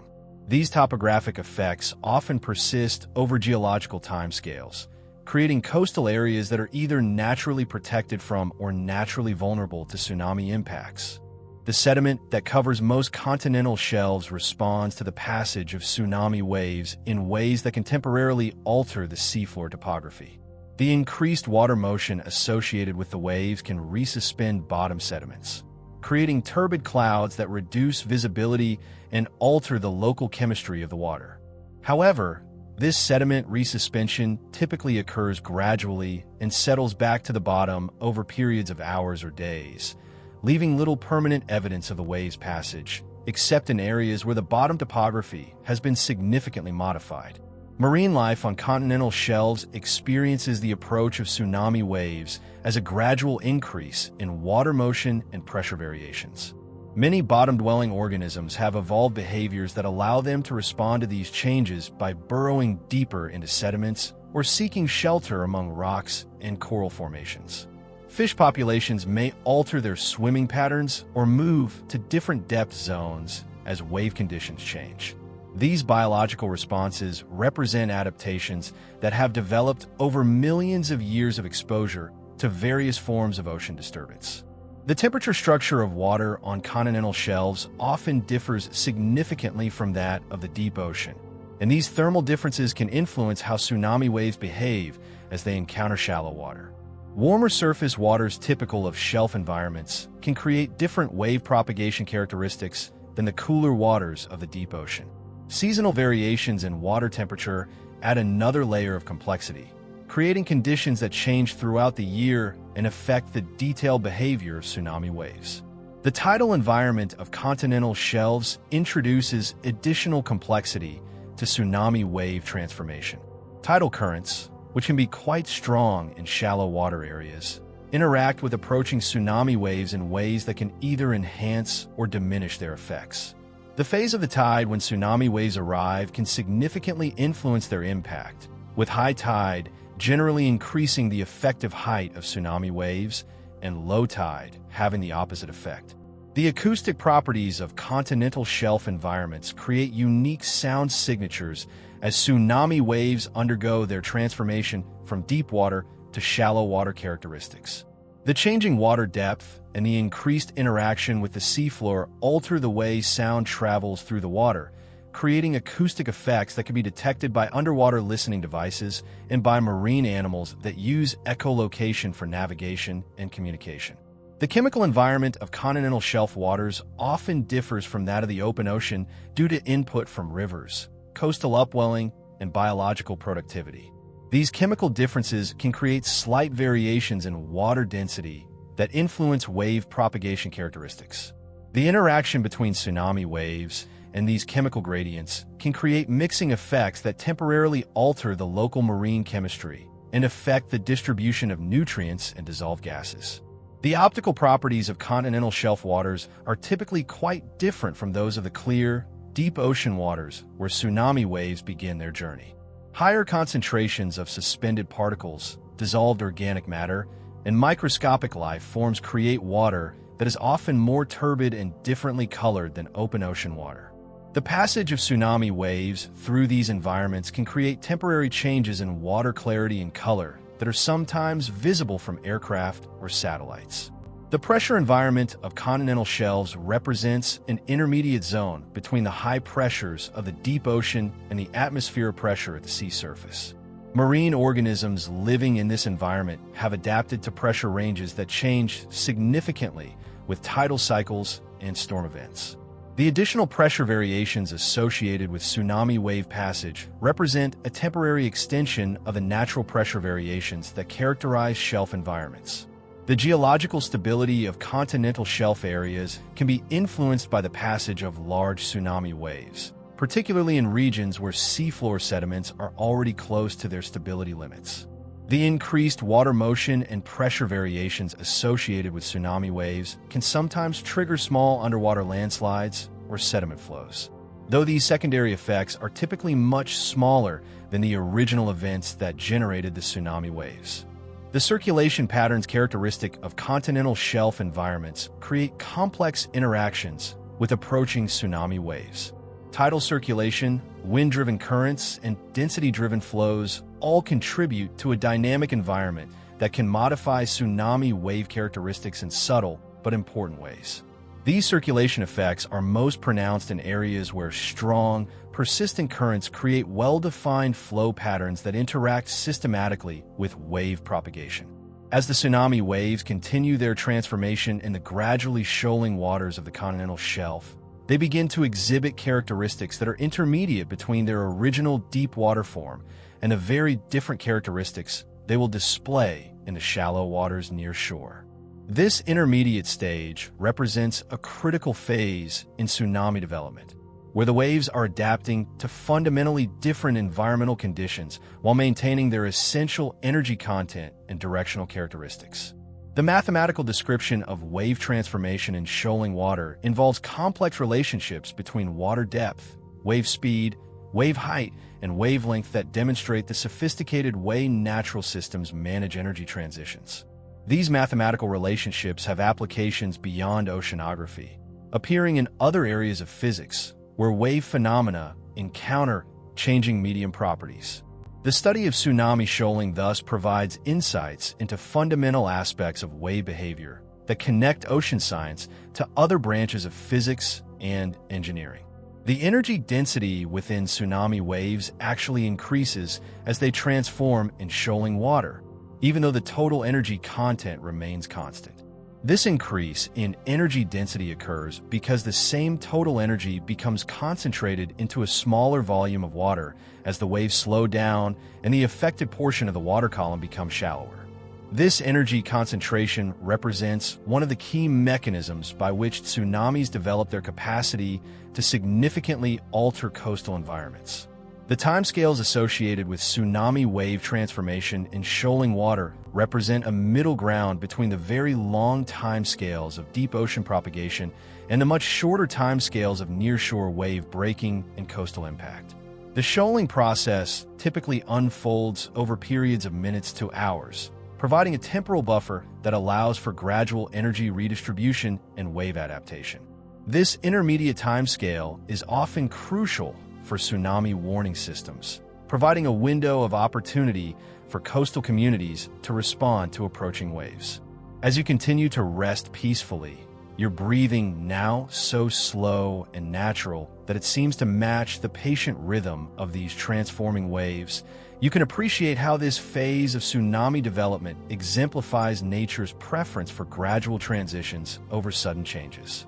Even when enormous energies are involved and dramatic transformations are inevitable, the ocean finds ways to manage these changes through processes that unfold with measured grace rather than chaotic violence.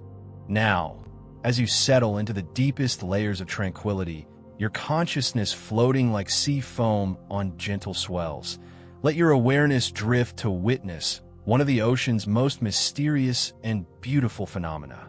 As tsunami waves approach the very shallow waters near coastlines, they often announce their arrival not with dramatic advance, but with an extraordinary retreat. The ocean, in its ancient wisdom, sometimes chooses to pull back from the shore like a patient teacher stepping away to make space for an important lesson, revealing secrets of the seafloor that are normally hidden beneath the waves. This great retreat unfolds with the slow majesty of a tide flowing backward, but compressed into a time frame that makes the process visible to human observation. Imagine standing on a beach where the water has always lapped at a familiar line in the sand, only to watch as that line moves steadily seaward, exposing areas of sandy bottom that perhaps no human has ever seen. The retreat happens gradually enough that you could walk alongside the receding water, observing the shells, seaweed, and small creatures that find themselves temporarily stranded in an alien environment of air and sunlight. The physics underlying this retreat reveals the sophisticated way tsunami waves manage their energy as they approach the complex boundary between ocean and land. The first part of a tsunami wave to arrive at the coast is not always the highest part, the crest, but sometimes the lowest part, the trough. When a wave trough reaches shallow water first, it creates a temporary deficit of water at the shore, drawing water seaward to fill the depression moving through the shallows. This process happens with the steady persistence of water flowing downhill, following the inexorable pull of gravitational forces. As you breathe deeply and slowly, matching your rhythm to the patient pulse of retreating waters, consider how this phenomenon demonstrates the ocean's tendency to create balance through seemingly paradoxical actions. To prepare for bringing more water to the shore, the ocean sometimes begins by taking water away, creating the space and conditions necessary for the larger transformation that will follow. It's a natural example of how apparent retreat can be a form of preparation rather than withdrawal. The exposed seafloor revealed by tsunami retreat offers a rare glimpse into an environment that exists at the boundary between the marine and terrestrial worlds. Sand ripples created by normal wave action become visible, their regular patterns telling stories of countless tides and storms. Rocky areas that are usually submerged emerge into sunlight, their surfaces covered with marine life adapted to the normally dim underwater environment. Tidal pools that are usually merely depressions in submerged rocks become isolated aquatic worlds, each one a tiny ecosystem suddenly cut off from the larger ocean. The marine life caught in these temporary exposures responds with strategies evolved over millions of years of adaptation to changing ocean conditions. Fish trapped in shallow pools often become remarkably still, conserving energy and reducing their oxygen consumption until the water returns. Crabs and other mobile creatures begin methodical migrations toward deeper water, their movements unhurried but persistent. Seaweeds and other attached organisms simply wait, their tissues adapted to survive brief periods of exposure to air and direct sunlight. The retreat process creates acoustic effects that add to the otherworldly quality of the experience. The normal sounds of waves breaking on shore are replaced by the gentle gurgling of water flowing through newly exposed rocks and channels. Air trapped in underwater cavities escapes with soft sighs and whispers. The calls of seabirds become more prominent as they take advantage of the temporarily accessible seafloor to search for food normally beyond their reach. The visual transformation of the coastal environment during tsunami retreat is profound but peaceful. Areas that appeared as uniform blue water reveal complex underwater topographies of channels, ridges, and basins. Colors hidden beneath the waves emerge into view. The browns and greens of seaweed, the varied hues of different types of sand and rock, the silver flash of fish scales in shallow pools. Sunlight, refracted through the shallow remaining water, creates dancing patterns of light and shadow on the exposed bottom. The chemical environment of the newly exposed areas undergoes rapid but gentle changes as marine chemistry gives way to atmospheric conditions. Salt water in isolated pools begins to concentrate through evaporation, creating temporary environments with elevated salinity. Organic matter exposed to air begins to release distinctive odors that blend the familiar scents of seaweed and salt with new fragrances created by the interaction between marine organisms and atmospheric oxygen. The temperature dynamics of retreat areas create microclimates that exist briefly at the interface between marine and terrestrial environments. Water trapped in shallow pools heats up more rapidly than the surrounding ocean, while exposed wet surfaces begin to cool through evaporation. These temperature variations create small-scale circulation patterns in the remaining water and slight air movements that contribute to the unique atmospheric conditions of the retreat zone. The geological processes normally hidden beneath the waves become visible during tsunami retreat, revealing the constant work of erosion and deposition that shapes coastal environments. Sand transport patterns become apparent as the retreating water reveals the channels and bars created by underwater currents. Rocky surfaces show the polishing effects of countless years of wave action, while softer sediments display the intricate patterns created by burrowing organisms and water flow. The biological productivity of normally submerged areas becomes dramatically apparent during retreat events. Dense mats of algae covering rocky surfaces emerge from their underwater environment, their vibrant colors and complex textures creating living carpets across the exposed seafloor.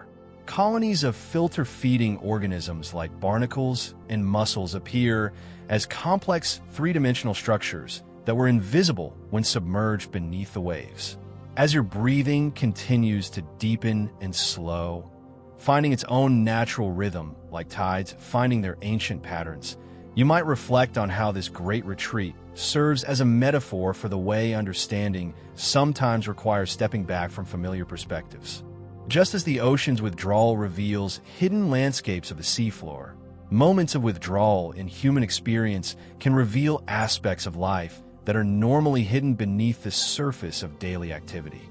The duration of tsunami retreat varies depending on the characteristics of the approaching waves and the geometry of the local coastline. In some cases, the retreat might last only a few minutes, while in others it can continue for half an hour or more. This variation in timing reflects the complex interactions between wave characteristics and coastal topography, creating unique conditions at each location where tsunami waves encounter the shore. The extent of retreat, how far seaward the water level drops, depends on both the magnitude of the approaching tsunami and the slope of the nearshore seafloor. Gently sloping beaches can experience retreats that expose hundreds of yards of normally submerged bottom, while steeply sloping shores might show much smaller areas of exposure despite equally large tsunami waves. These geometric effects demonstrate how local coastal characteristics can dramatically influence the manifestation of ocean-wide phenomena. The patterns of water movement during retreat create temporary current systems that can be quite different from normal coastal circulation.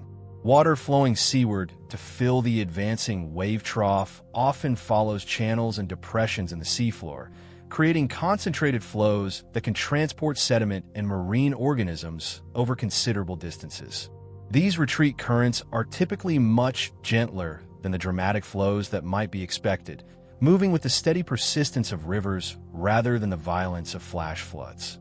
The interaction between retreat currents and coastal vegetation creates unique ecological conditions in areas where terrestrial and marine environments meet. Salt-tolerant plants that normally experience only occasional spray from breaking waves may find themselves temporarily surrounded by flowing seawater. These plants often respond with remarkable resilience, their adaptations to coastal conditions allowing them to survive brief periods of immersion in salt water.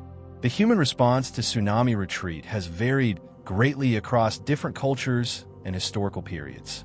In some traditions, the retreat is recognized as a warning sign that prompts immediate movement to higher ground. In others, the exposed seafloor is seen as an opportunity for gathering marine resources that are normally inaccessible.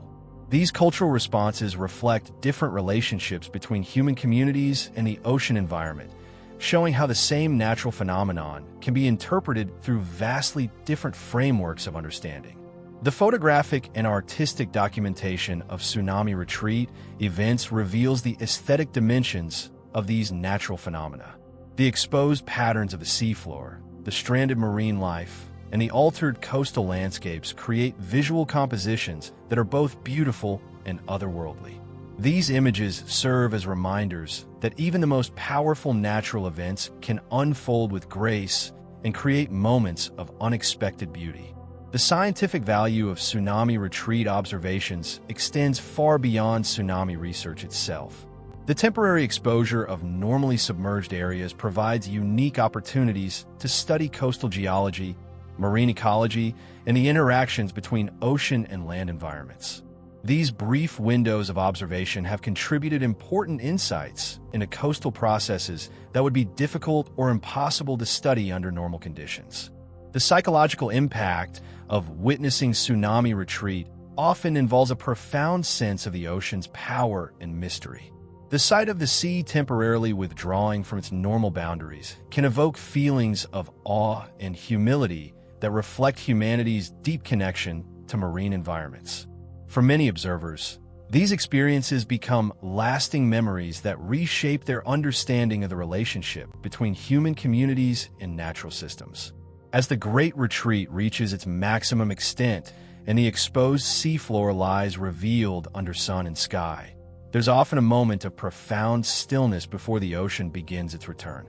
This moment of pause represents the transition point between withdrawal and advance, between revelation and concealment, between the familiar and the extraordinary.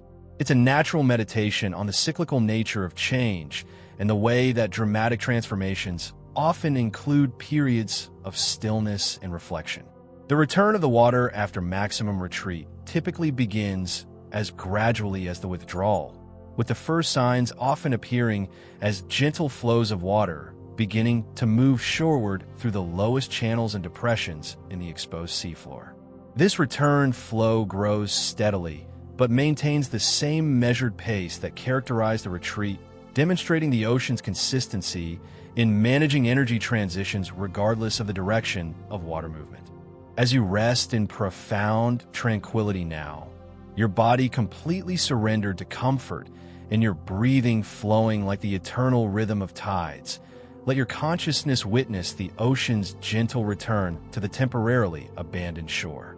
The arrival of the tsunami wave itself unfolds not as the towering wall of water that dramatic imagery might suggest, but rather as a gradual, persistent rise in sea level that transforms the coastal landscape with the patient power of a slowly rising tide compressed into a much shorter time frame. Picture yourself observing from a place of perfect safety as the water begins its deliberate return to the exposed seafloor. The first rivulets appear in the deepest channels, flowing with the smooth persistence of honey filling a complex mold. These initial flows spread outward and upward, following the natural contours of the bottom with an unhurried grace that speaks to the ocean's fundamental preference for working with rather than against the landscapes it encounters. There's no violence in this return, no crashing or pounding, just the steady, inexorable advance of water reclaiming its temporary absence. The leading edge of the returning water moves across the exposed bottom like a very shallow, very wide river spreading across a vast floodplain. The depth of this advancing water might measure only inches at first, but its extent can span the entire width of bays and coastal areas. This creates a unique form of flooding that is both powerful in its scope and gentle in its immediate effects, allowing marine life, caught in the retreat, to gradually readjust to aquatic conditions rather than being suddenly overwhelmed by returning seas. As you breathe slowly and deeply, synchronized now with the measured advance of the returning waters, consider how this arrival demonstrates the ocean's mastery of gradual transformation. Even when enormous energies are involved and significant changes are inevitable, the sea finds ways to express its power through processes that unfold with dignity and grace rather than chaos and destruction. The tsunami's arrival represents not conquest, but rather a natural rebalancing, a return to equilibrium after temporary displacement. The physics of this gradual arrival involves the same energy conservation principles that govern the wave's transformation in deeper water, but now applied to the complex three-dimensional environment of the coastal zone. As the advancing water encounters the irregular topography of the exposed seafloor, it redistributes itself according to the paths of least resistance, flowing preferentially through channels and depressions while gradually surrounding higher areas that become temporary islands in the advancing flow. The speed of the advancing water varies dramatically across different parts of the coastal zone, creating a complex pattern of arrival times that reflects the detailed geometry of the local seafloor. Areas connected to the ocean by deep channels experience the water's return first, while higher areas might remain exposed for significantly longer periods. This variation in arrival times creates a gradual transition from fully exposed conditions to fully submerged conditions, allowing ecosystems and individual organisms time to adapt to the changing environment.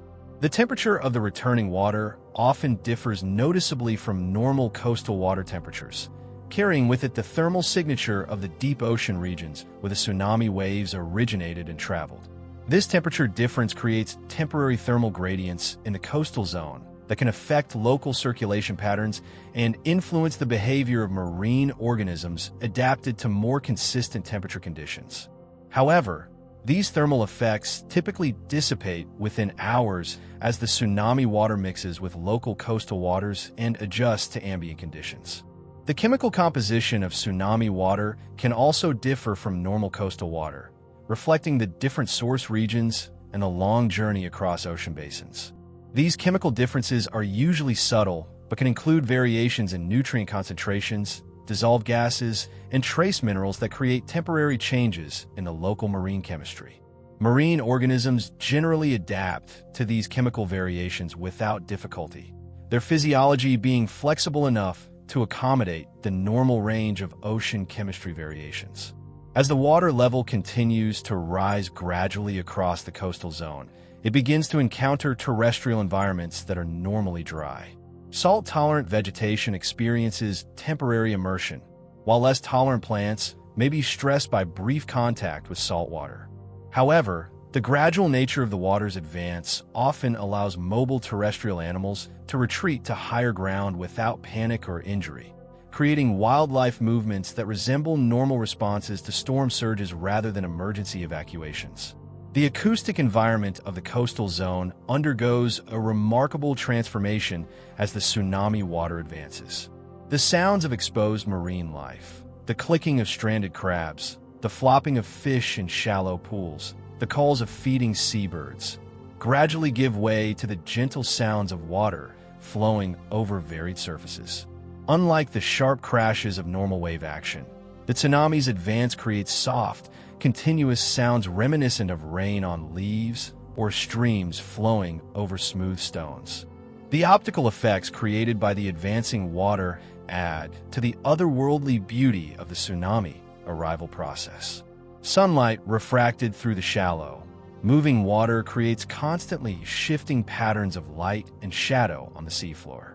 Areas of different depth create zones of different color as the varying thickness of water above them filters and modifies the light reaching the bottom.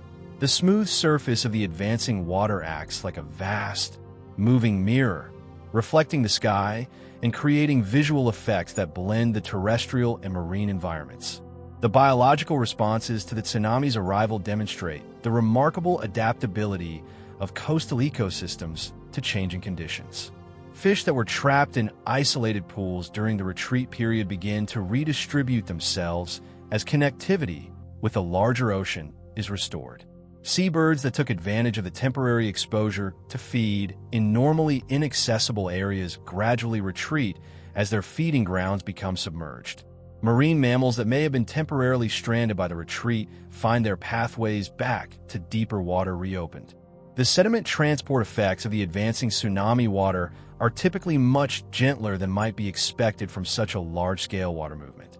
The relatively slow speed of the water and its great depth create flow conditions that are more conducive to gradual sediment redistribution than to dramatic erosion or deposition.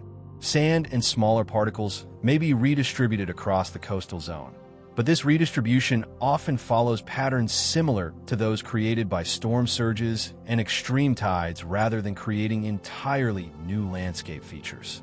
As your breathing continues to slow and deepen, finding perfect harmony with the patient rhythm of the advancing waters, you might reflect on how this gentle arrival process serves as a metaphor for the way positive changes often enter our lives. Rather than dramatic, sudden transformations, many of the most significant and lasting changes occur through gradual processes that work with existing conditions rather than overwhelming them, building on established foundations rather than sweeping them away. The hydrodynamic effects of tsunami arrival create temporary current systems that can significantly alter local water circulation patterns. The advancing water often flows in directions quite different from normal tidal and wind-driven currents, creating opportunities for enhanced mixing between different water masses and temporary changes in the transport of nutrients, sediments, and marine organisms. These altered circulation patterns typically persist for hours to days after the initial tsunami passage, gradually giving way to normal coastal circulation as the system returns to equilibrium. The interaction between tsunami water and existing coastal infrastructure reveals the ocean's ability to work around human modifications to natural environments. Harbors, piers, and other coastal structures create complex flow patterns as the advancing water encounters these obstacles. But the generally slow speed and great volume of tsunami water allows it to flow around and through most coastal infrastructure without creating the dramatic hydraulic effects that might result from faster-moving floodwaters. The ecological connectivity restored by the tsunami's arrival can have important biological consequences that extend far beyond the immediate event. Fish and other mobile marine organisms gain access to coastal areas that may have been temporarily isolated, while larval forms of various species find new opportunities for settlement and growth in areas that have been temporarily modified by the tsunami passage. These biological effects can sometimes persist for months or years after the tsunami event itself. The nutrient dynamics of the coastal zone often experience temporary enhancement during tsunami arrival as the advancing water brings with it nutrients from offshore areas and resuspends nutrients from bottom sediments. This temporary nutrient enrichment can stimulate biological productivity in coastal waters, though the effects are usually short-lived and return to normal levels within days or weeks as the enhanced nutrients are consumed by marine organisms or dispersed by normal circulation patterns. The pressure environment of the coastal zone changes dramatically but gradually as the tsunami water advances, creating pressure gradients that marine organisms experience as gentle changes rather than sudden shocks. Bottom-dwelling organisms that are sensitive to pressure variations may alter their behavior slightly in response to these changes, but the gradual nature of the pressure increase typically allows for physiological adaptation without stress or injury. The electromagnetic properties of the coastal environment can be temporarily altered by the presence of large volumes of conductive seawater in areas that are normally dry. These electromagnetic changes are generally too small to have biological effects, but they can sometimes be detected by sensitive instruments and may influence the behavior of animals that use electromagnetic navigation cues. The gravitational effects of large-scale water redistribution during tsunami arrival are extremely small, but represent another example of the interconnectedness of ocean and earth systems. The temporary concentration of water mass in coastal areas creates minute changes in local gravitational fields that can be detected by precise instruments, providing scientists with additional tools for studying tsunami dynamics and coastal processes. As the tsunami water reaches its maximum inland extent, there's often a period of temporary stability where the water level remains approximately constant for minutes to hours before beginning to recede. This period of maximum inundation represents the point of balance between the tsunami's energy and the resistance provided by the coastal topography, creating temporary conditions that blend marine and terrestrial environments in ways that rarely occur under normal circumstances. The thermal effects of large volumes of ocean water spreading across normally dry land create temporary microclimates that can significantly alter local atmospheric conditions. The evaporation of seawater from newly flooded areas increases humidity and can create localized weather effects, including fog formation and changes in local wind patterns. These atmospheric effects typically dissipate within hours as the water recedes and normal land-air interactions resume. The visual documentation of tsunami arrival often captures the surreal beauty of landscapes temporarily transformed by the presence of ocean water in unexpected places. Trees standing in temporary seas, buildings reflected in newly formed lagoons, and wildlife adapting to drastically altered environments create images that are both striking and peaceful, challenging common perceptions of natural disasters as purely destructive events. As the gentle giant completes its arrival and the coastal landscape settles into its temporarily transformed state, there's often a sense of profound calm that descends over the area. The active phase of change has passed, the energy has been redistributed, and the new equilibrium conditions create a peaceful interlude before the equally gradual process of water recession begins. This moment of stillness represents the ocean's natural rhythm of action and rest, transformation and stability, change and continuity.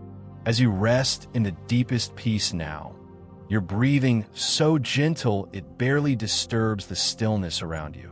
Let your awareness follow the tsunami waters as they begin their patient journey back to the sea. This return unfolds with the same measured grace that characterized their arrival, demonstrating once again the ocean's profound wisdom in managing powerful energies through gentle, persistent processes rather than sudden, chaotic movements. The recession happens like a very slow tide flowing backward, revealing step by step the transformed landscapes that the waters temporarily claimed.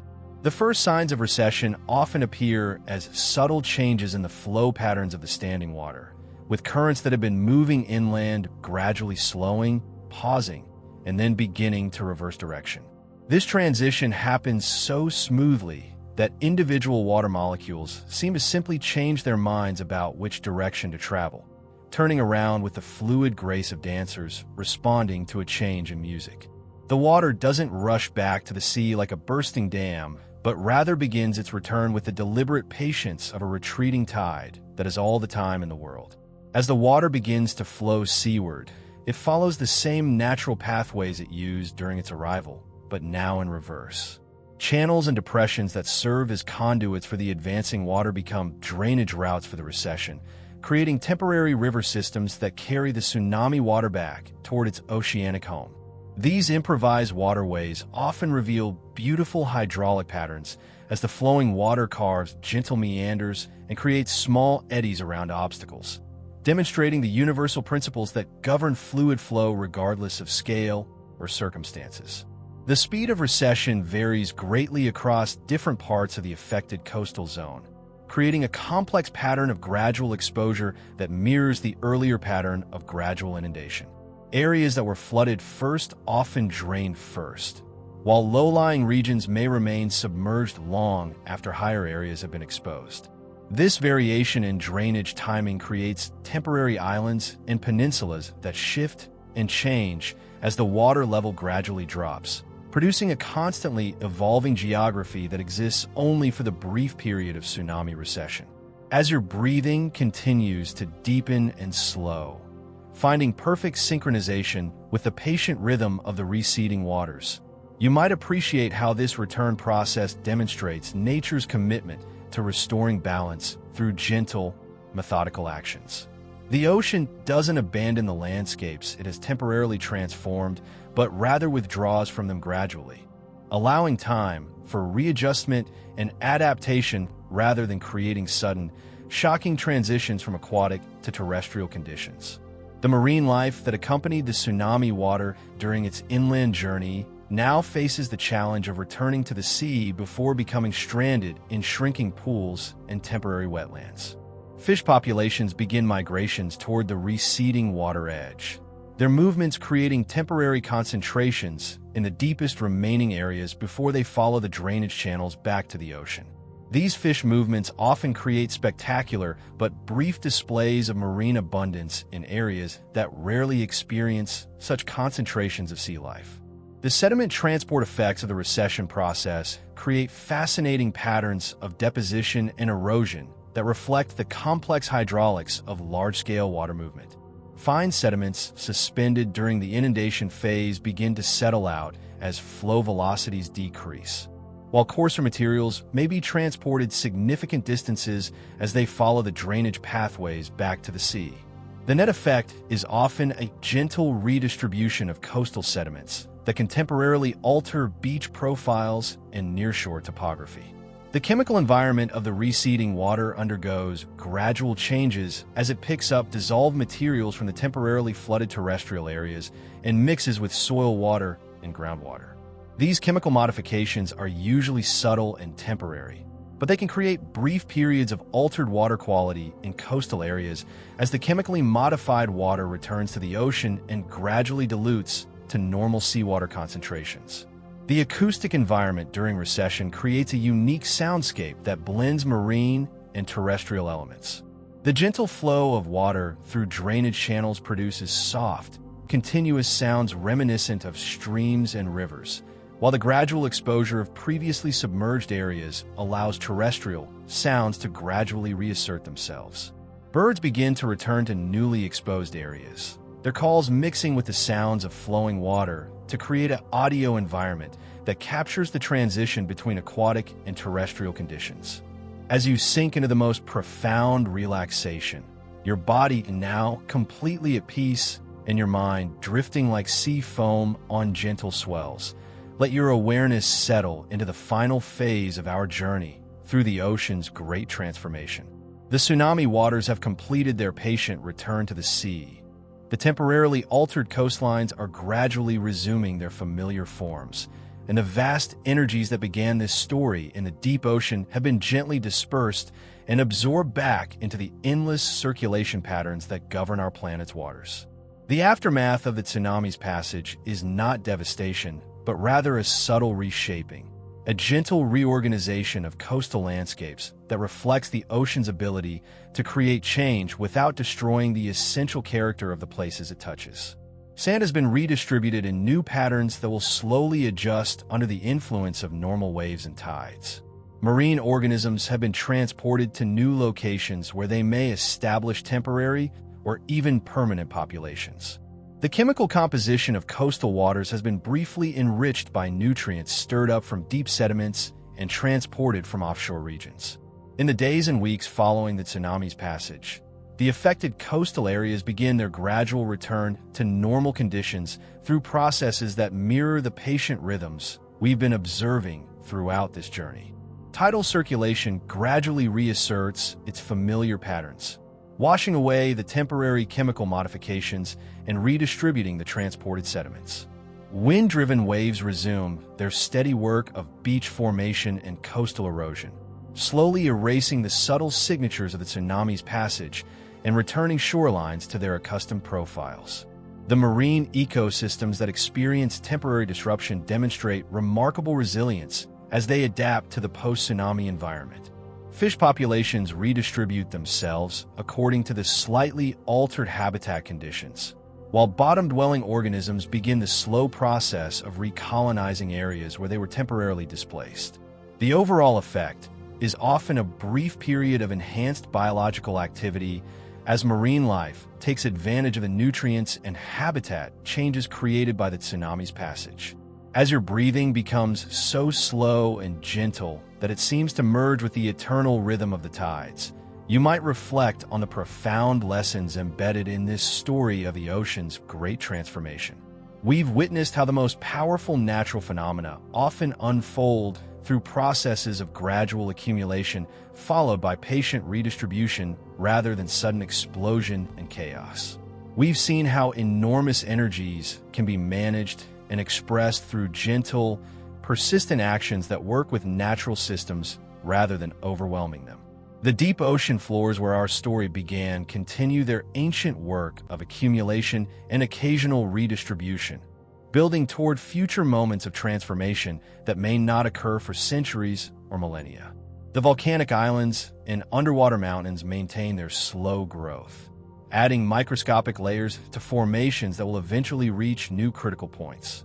The circulation patterns that carried our tsunami waves across entire ocean basins continue their eternal dance, moving water and energy around the planet with the same patient persistence that has characterized ocean circulation for millions of years.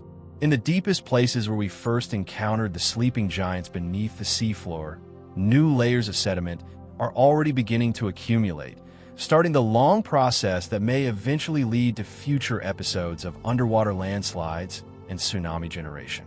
But these future events, like the one we've observed, will unfold according to the ocean's fundamental preference for gradual preparation followed by graceful transformation, maintaining the deep rhythms that connect all ocean processes to the larger patterns of planetary circulation and astronomical cycles. The story of mega tsunamis, when understood from this perspective of gradual process and patient energy management, becomes not a tale of destruction, but rather a meditation on the ocean's sophisticated methods for maintaining long-term stability while accommodating periodic change. The same waters that can reshape coastlines also support the vast communities of marine life that depend on ocean stability.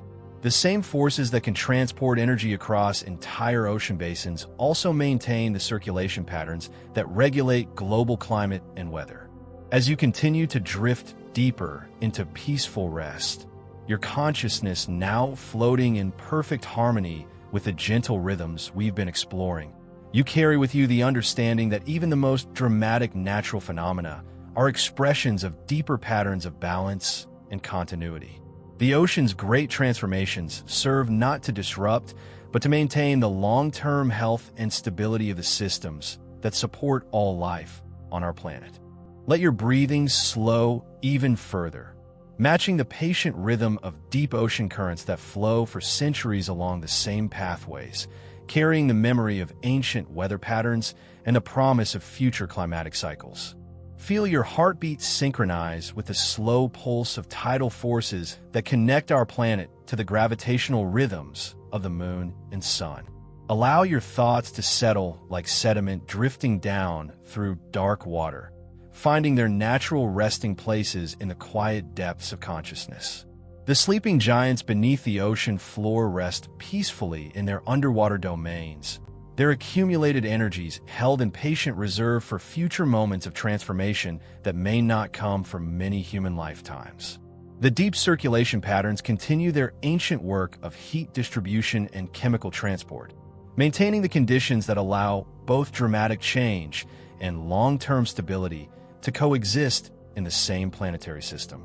Tomorrow, and for countless tomorrows to come, the ocean will continue its eternal work of energy accumulation and gentle redistribution, following the same fundamental principles that have governed water movement for billions of years. The waves that lap gently against beaches around the world carry within them the memory of every storm, every tidal cycle, and every great transformation that has shaped our planet's waters throughout geological time. Rest now in the deep peace of understanding, knowing that you are part of the same planetary system that creates both the gentlest morning tide and the mightiest tsunami. Let your breathing become as natural and effortless as ocean currents, your heartbeat as steady as the rhythm of waves, your thoughts as peaceful as the deepest waters where our journey began. Drift into sleep knowing that the ocean's ancient wisdom flows through every breath you take, every beat of your heart, every moment of rest and renewal that allows you to participate in the endless circulation of energy and consciousness that connects all life to the patient rhythms of the sea. Sleep well, knowing that even in rest, you are part of the ocean's great circulation, part of the planet's gentle breathing, part of the cosmic dance that creates both change and continuity, transformation and peace.